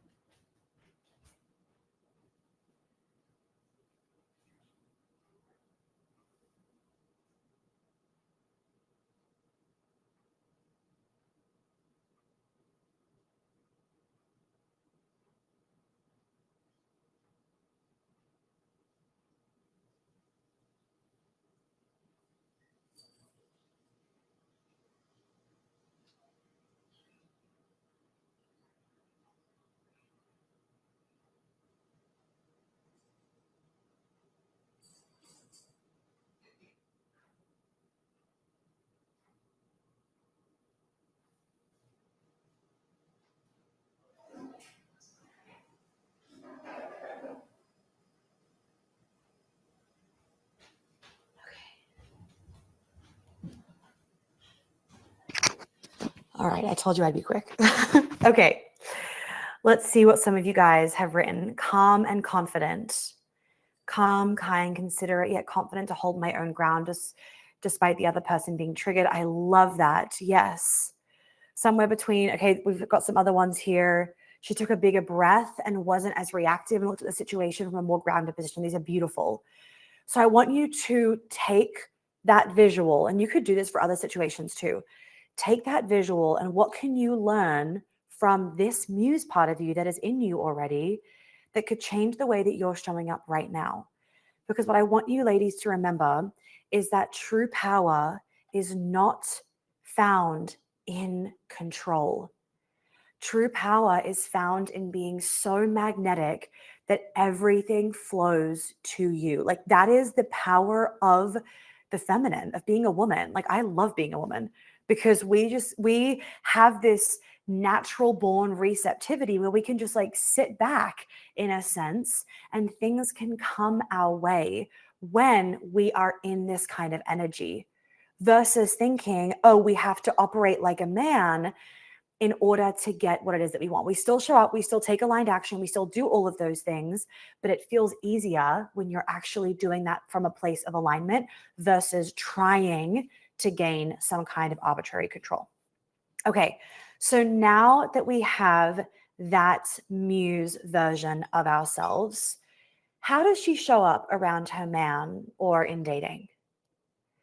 How does it feel for her to be cared for, her to be cherished? Like use what you saw, that version of you that you saw, to answer these questions. How does it feel for her to be cared for, cherished, provided for? What does she speak her truth about so that she's no longer creating resentment in relationships, platonic and romantic, and professional? What has she let go of control of? Because the reality is that she actually doesn't want to be fucking gripping onto that thing anyway. What does she no longer tolerate? The boundaries, self-worth, self-respect. What is her body feeling like when she is in her feminine? So let's go into what are some of the key things that you need in order to let your man lead you, to boost polarity, to soften into receivership, and keep that muse version of you that you got a hint of, keep that in your mind's eye as we're going through this, right? Don't just write down the notes of what I'm saying, but could you change the notes to based on what you know that you need to be implementing in your life and how you saw your muse version show up, right? So change what I'm saying so that it's actually actionable for you and makes sense for your life versus just like writing down what I'm saying. And please remember that the key to manifesting everything that you want in your life, that includes manifesting your man being in greater leadership, that includes even just like manifesting a night of self-care. Manifestation can literally be about something happening in 30 minutes, okay? The key to manifesting everything that you want in your life is that you actually feel safe to hold it. So men and money and manifestation, they literally go hand in hand. When you heal your relationship with the masculine and receivership, you'll notice that things literally start falling into your lap. Couple things for you guys to just remember so that you can know this for letting your man lead you and actually being his muse. He is designed to provide and protect. A man without purpose is a man that cannot feel like he is the leader. When we surrender, it actually creates more power, leadership, and devotion from him. He doesn't think it's weak because it gives him the space. They need space to actually be the man rather than us just taking up all the room and the dynamic and the energetic container between the two of us. That energetic space is really, really, really important. When we emasculate him by making quote unquote jokes about how he's a kid or doesn't do enough, or like basically putting down the things he does / doesn't do, bossing him around, asking for him for help, and then doing it yourself because he didn't do it quote unquote right. These are all examples of emasculation that people do. Comparing him to other men, criticizing him, we shut down his confidence in his own masculine leadership, and we put ourselves in the opposite energy and the opposite situation of the muse. Maybe we call her the bitch. Okay? We want to be in the muse energy, not the bitch energy. And if you are emasculating him, you are shutting down his confidence in his leadership. And then we get the opposite result and we feel the opposite way that we actually want to be feeling. Instead, oh, Jelly needs to go out. Can you guys see how cute he looks right now? Just sitting at the door. Instead, when you show up in desire, not dominance, that is what naturally magnetizes his leadership. He then wants to actually meet your heart's desires. The reason why we struggle to do this is because we are trying to protect ourselves from being hurt or let down because we have this story, for example, that we're always disappointed by men, and so we just have to do it ourselves. And the bitterness about that and the anger that comes out is then often in the form of emasculation. And we think that by feeling this way and like having this kind of like bitterness and this anger, that finally he'll get it and finally he'll see us and finally he'll hear us, but it doesn't get us the results that we want from him. Like, who has ever gotten long-term results from a man by emasculating him? Like, and if you have, that is a man that is not going to be giving you sex for a very long time and making you feel like he's the man and you're the woman, right? Boundaries are aphrodisiacs. We want a man that says no to us. And I've got a whole I think I've got an episode on that, but I've done Instagram posts on that before. We want a man that says no to us. And you know what? I'll post that one on Instagram in the next few weeks again. So you guys can look out for that as well. If you're like, why? It's in the caption. I don't want to go on that tangent right now.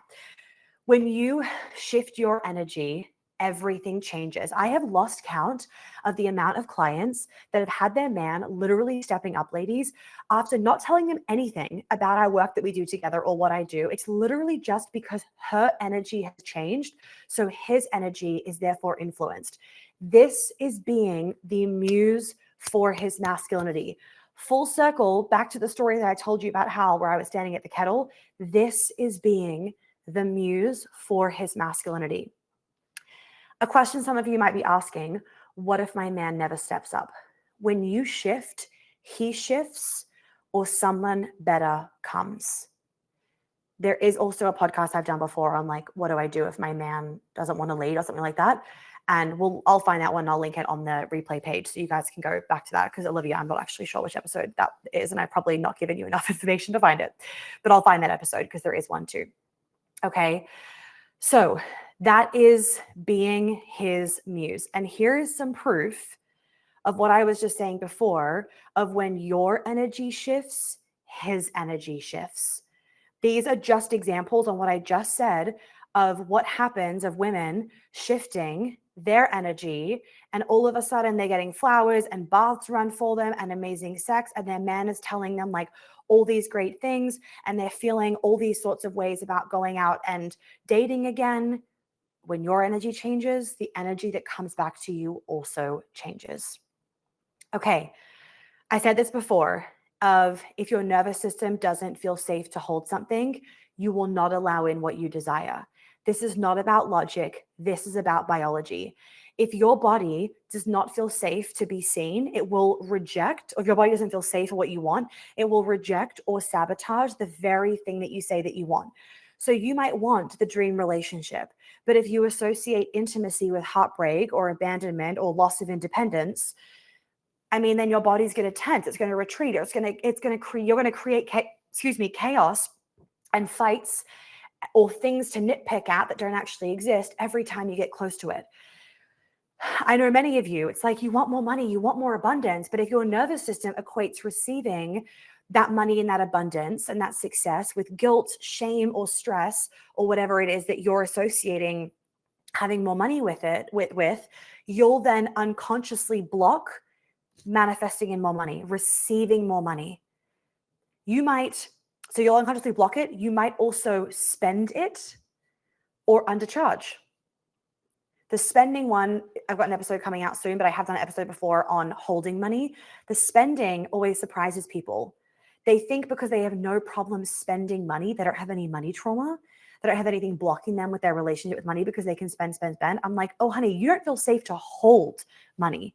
You don't feel safe to hold abundance or love or compliments, right? Like I was saying before, men, money, and manifestation all go hand in hand. And this is why affirmations alone don't work, because it's not about convincing your mind. It's about regulating your system so your body actually feels safe to hold more. And if you, for example, don't inherently feel enough, if you tell yourself every morning, I am enough, but your body goes, no, I'm not. What have you just done? You've actually just affirmed, I am not enough. So you got to be very careful with affirmations. Affirmations are great to use. I use them because I believe what I'm saying. But if you don't believe what you're saying, then you actually continue to affirm the opposite. So be careful of that. So where in your life are you asking for more? You're wanting more, you're desiring more, you're craving more, but your body doesn't actually feel safe to receive it. Write it down for yourself so that when it changes, you're like, wow, this actually changed. This actually happened. Write it down for yourself. Where in your life are you asking for more, but your body doesn't feel safe to receive it?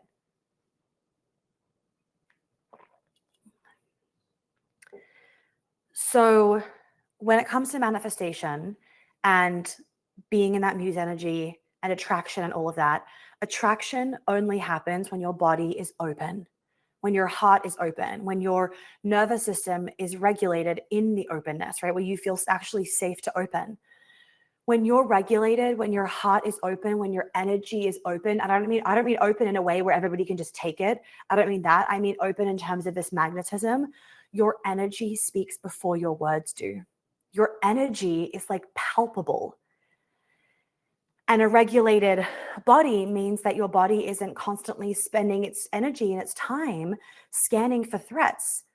And if you're not spending all your time scanning for threats in your environment, that means that you then have the energy and the capacity to receive, to enjoy, to be present, and to actually I keep saying magnetize, but magnetize in the life that you want, because that does take energy. But you can't be in this receivership and this magnetism if you're also constantly nitpicking and scanning for threats.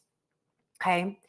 So if you are wanting to be seen, but you like flinch or don't feel safe when attention comes your way, that's a dysregulated body. Your body doesn't feel safe to hold it.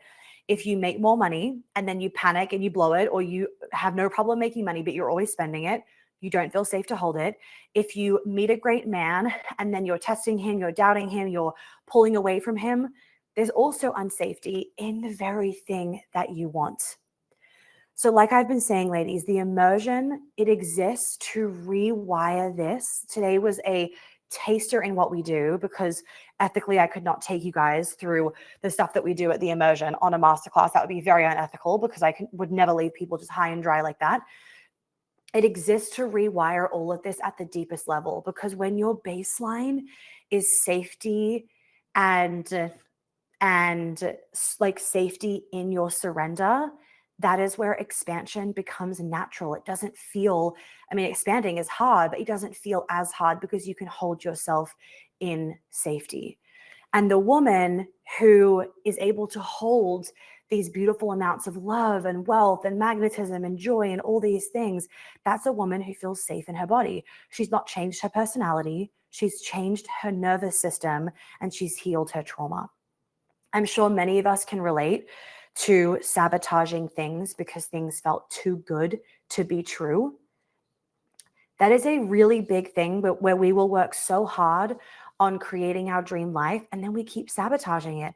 And we sabotage it because we don't feel safe to hold it, because it feels too good to be true, or because of a belief that you were told when you were younger that made you feel like, I gotta wait, I'm waiting for the other shoe to drop. This is too good for me to actually have, because you're waiting for the other shoe to drop. Okay. So I want to walk you guys through the secrets to my healing blueprint that actually is what allows you to become quote unquote her and embody that muse energy. So the first thing is find the root. Some of you would have even just found the root of what you were craving from that first process I took you through. Get to the root. So often people think they have the root, but they don't. Often the way that something manifests isn't even similar to the root. You know, eating disorders, for example, they're actually not about food. They're about feeling, for example, as many things, but as an example, they're about feeling like you weren't being listened to or cared about at 3 years old, or they're a result of a dysregulated nervous system because you moved houses all the time as a kid, right? And then it shows up in the eating disorder. But that's why people will do, work with me and their eating disorder is gone, but we haven't even done, I don't even like take them through all this like eating disorder work, because it was never about the actual eating disorder. That was just the symptom of it.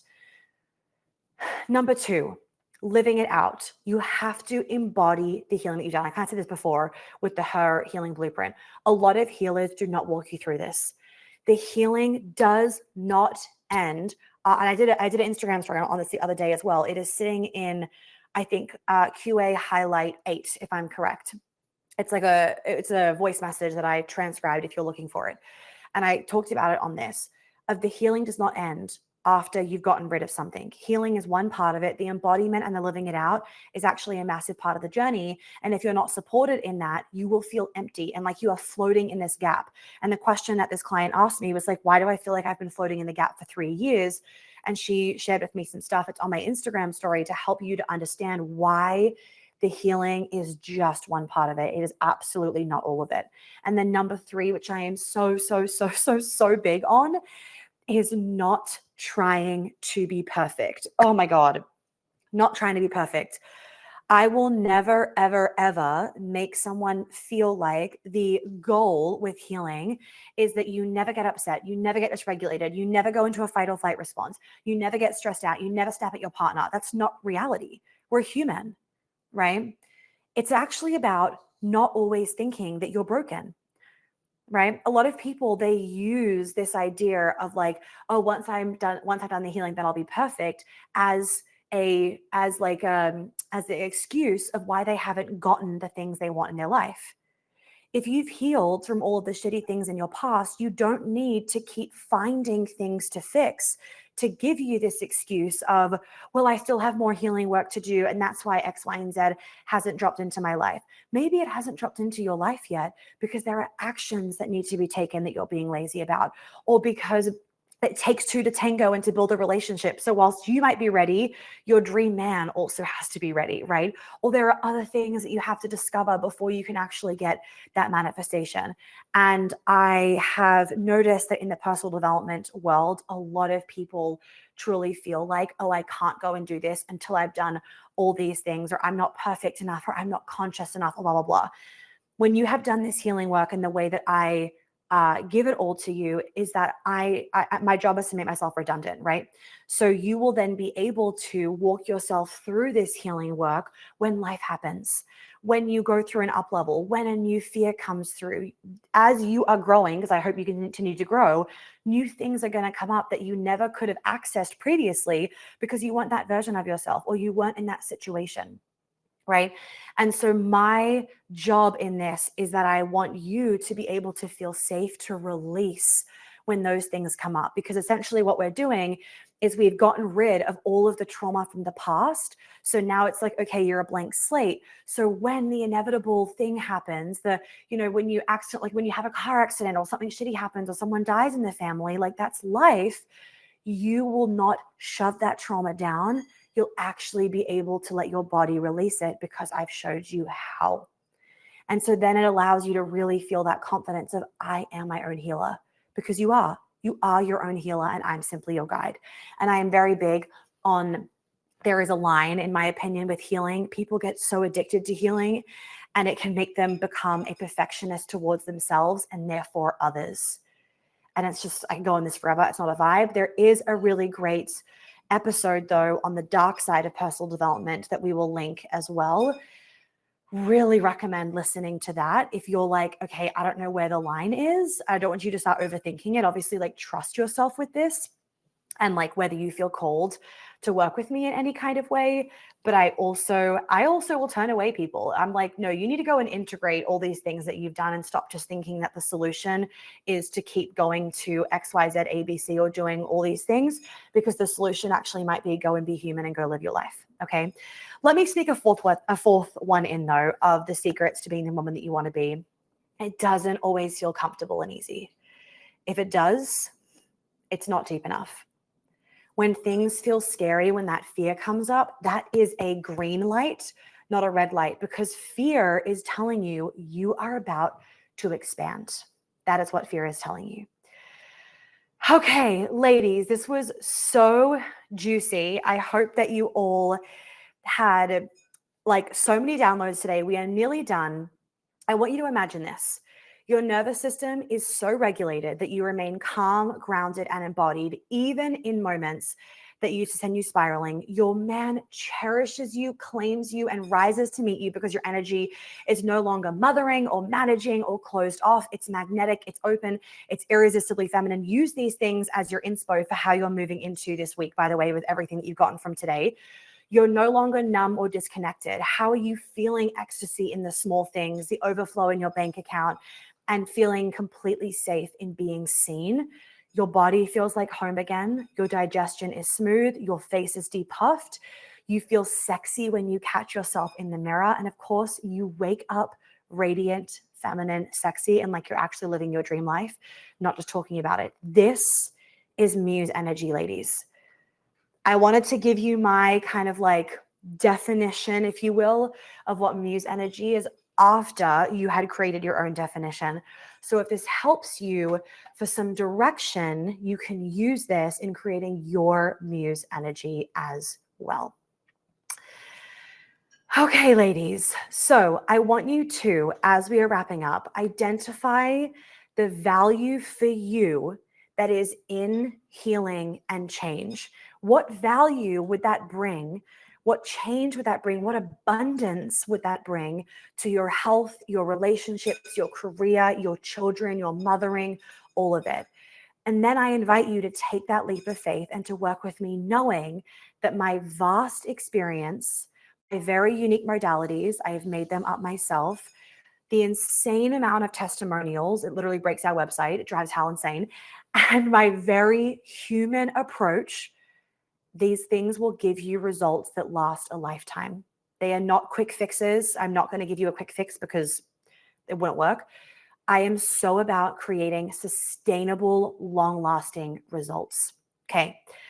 As we've shared, tickets for the 2025 immersion are officially open, which I'm so excited about. I'm so glad that we're able to do another one this year, and that baby boy just was perfect with his timing for conception, so it allowed us to do this. And I'm really big on it being like an intimate space where I know that I can actually come over and talk to every single one of you. I can put my hands on every single one of you. I can see every single one of you. So we keep the spaces limited and intimate for that reason. Ask questions if you need to, but also get resourceful. There are so many testimonials on the website page, and we keep them. We've also kept a bunch of them long so that you can really feel what people are saying. There's a bunch of testimonial videos. There's a lot of them. And so again, you can really see what people are actually saying and feeling, and just like you can feel the energy of the event, because it is kind of hard to explain sometimes. So go watch testimonial videos. There is a bunch of promo videos. And you can still find the promo videos from the previous events also on YouTube if you want to look at the old ones too, to kind of just see the events over the years. And I've also put on the website page the vlogs that we've done so that you can kind of see more of the behind the scenes and get a feel for it in that energy of it. So you can check that out. We also have on the podcast as well, that we'll link below, a immersion roundtable. And so that really will allow you to hear from other women, like, is this a scam? Like, what do I actually get out of it? And that kind of stuff. So there is an abundance of help if you need help for tuning into whether this is actually a fit for you or not. So all the details for your next step are down below on this replay page. If your body is saying yes, trust it and follow it. I truly would be so honored to guide you through this, to hold you, to scream with you, to cry with you, and of course, to activate the version of you that's been waiting underneath all of the noise for all of these years. And I love my podcast and I love doing these masterclasses for you ladies. I truly do. But no amount of podcasts or free masterclasses or journaling is going to get you what 3 days in this room in person does. It is the difference between talking about the wound and thinking about the wound and finally releasing it, right? It's the difference between like learning to trust yourself and thinking about trusting yourself and actually feeling safe in your body for the first time in years. So this is your moment to put your skin in the game. And I'm so excited for all of you that have already bought your tickets. And like I've said, we are here to answer truly any questions. The immersion, I've been doing it. This is my 8th round. And we're going to continue doing them. They are absolutely amazing. They are not just like every single one is the same, because how could they? Every group of women is different. So I talk about everything you need to know on the videos, on the web, on the writing on the website page, all of the things. And I want you to know that as soon as you buy your ticket, Jelly, we're nearly done. Sorry, buddy. Look at a little teddy bear. As soon as you buy your ticket, things are going to start aligning in your life that will feel like literally magic, because what you're doing is you're saying yes to yourself. And the law of attraction means that like attracts like. You're showing up in self-worth by buying your ticket. And so because you're showing up in that self-worth energy of buying your ticket, now your manifestations are going to be literally landing in your lap, because your energy has shifted into this energy of I deserve my dream life, or the next level of my dream life.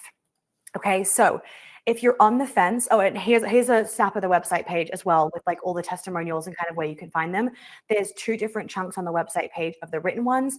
And then when you go down the bottom of the website page, you'll also find the screenshot testimonials as well.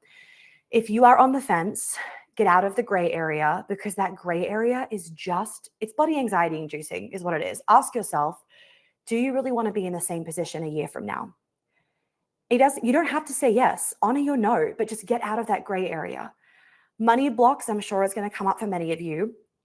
And I really want you to watch the latest testimonial videos as the stories from other women on this exact issue of like, how can I afford this? It will inspire you to get resourceful and trust. There's a lot of testimonials where women share the same thing about the money. Read those, be inspired by them. And instead of saying the cost is too much, what comes up for you when you say, what is the cost of not doing this healing work? More unhealthy relationships, delaying your dream life, holding on to energetic weight, stuck in a fucking job that you hate, feeling shit about yourself, fighting your demons in your head all the time, feeling stuck all the time. I don't want you to feel that anymore. So what is the cost of not doing this healing work? Okay. Thank you guys all for being such amazing attendees. I know we've gone over 2 hours, which honestly, I'm like not even surprised about, because it's just the norm with these masterclasses, just like so much that I want to give. And I could have literally kept going, as I'm sure many of you know. Just please remember, if you're new to my work and you're feeling cold, but of course you're also like, is this a fucking scam? Go and get resourceful, right? Watch my vlogs, go through all my Instagram highlights. Like there's a lot there, read the blog, really go through and dig through my podcast. All of those things are there to help you to feel like, okay, either I am aligned with how Monica delivers this stuff and I feel like a yes in my body when she's talking, or honor if you're like, no, I don't really like her. Honor that too. Don't come if you don't like me, right? Don't come, obviously, if you don't trust me. You need to trust me and be open to this experience, okay? So I will see you guys, hopefully some of you at my next immersion. Thank you all so much for coming. Please, any questions at all, you can email us. Olivia is truly the bee's knees when it comes to customer service. And you can also go to my Instagram stories, go through all the highlights, on my Instagram page, because that will also help you to see the immersion over the years. There's Q&As that I've done in there, and that's also going to help you to really be building that trust. Like, okay, this isn't her first rodeo. She knows what she's doing. So go through all of those highlights, because all of those things are really going to help that logical part of your brain. Because when we're making decisions, we make them logically and emotionally. So even if your intuition is really calling you forward, you might need a little bit of logic, and that's actually that's okay. That logic might be helpful for you to know, like, okay, this is a smart investment, because I get that going so far out of your comfort zone and spending this money can feel really, really scary. All right, I will see you guys all so soon. Thank you all for the energy and for being here. I really appreciate it. I always hate leaving these things because I just love hanging out. But I hope that I get to squeeze lots of you in person this year, and we'll have baby boy as well for little pieces throughout the day. So he'll be there too, and it's just going to be the most beautiful, feminine, radiant, delicious, rage-filled also. Like, it gets loud in a good way. Watch the promo video, and I'm here for any questions that you guys have. Okay. Bye, everybody. Have a lovely rest of your day.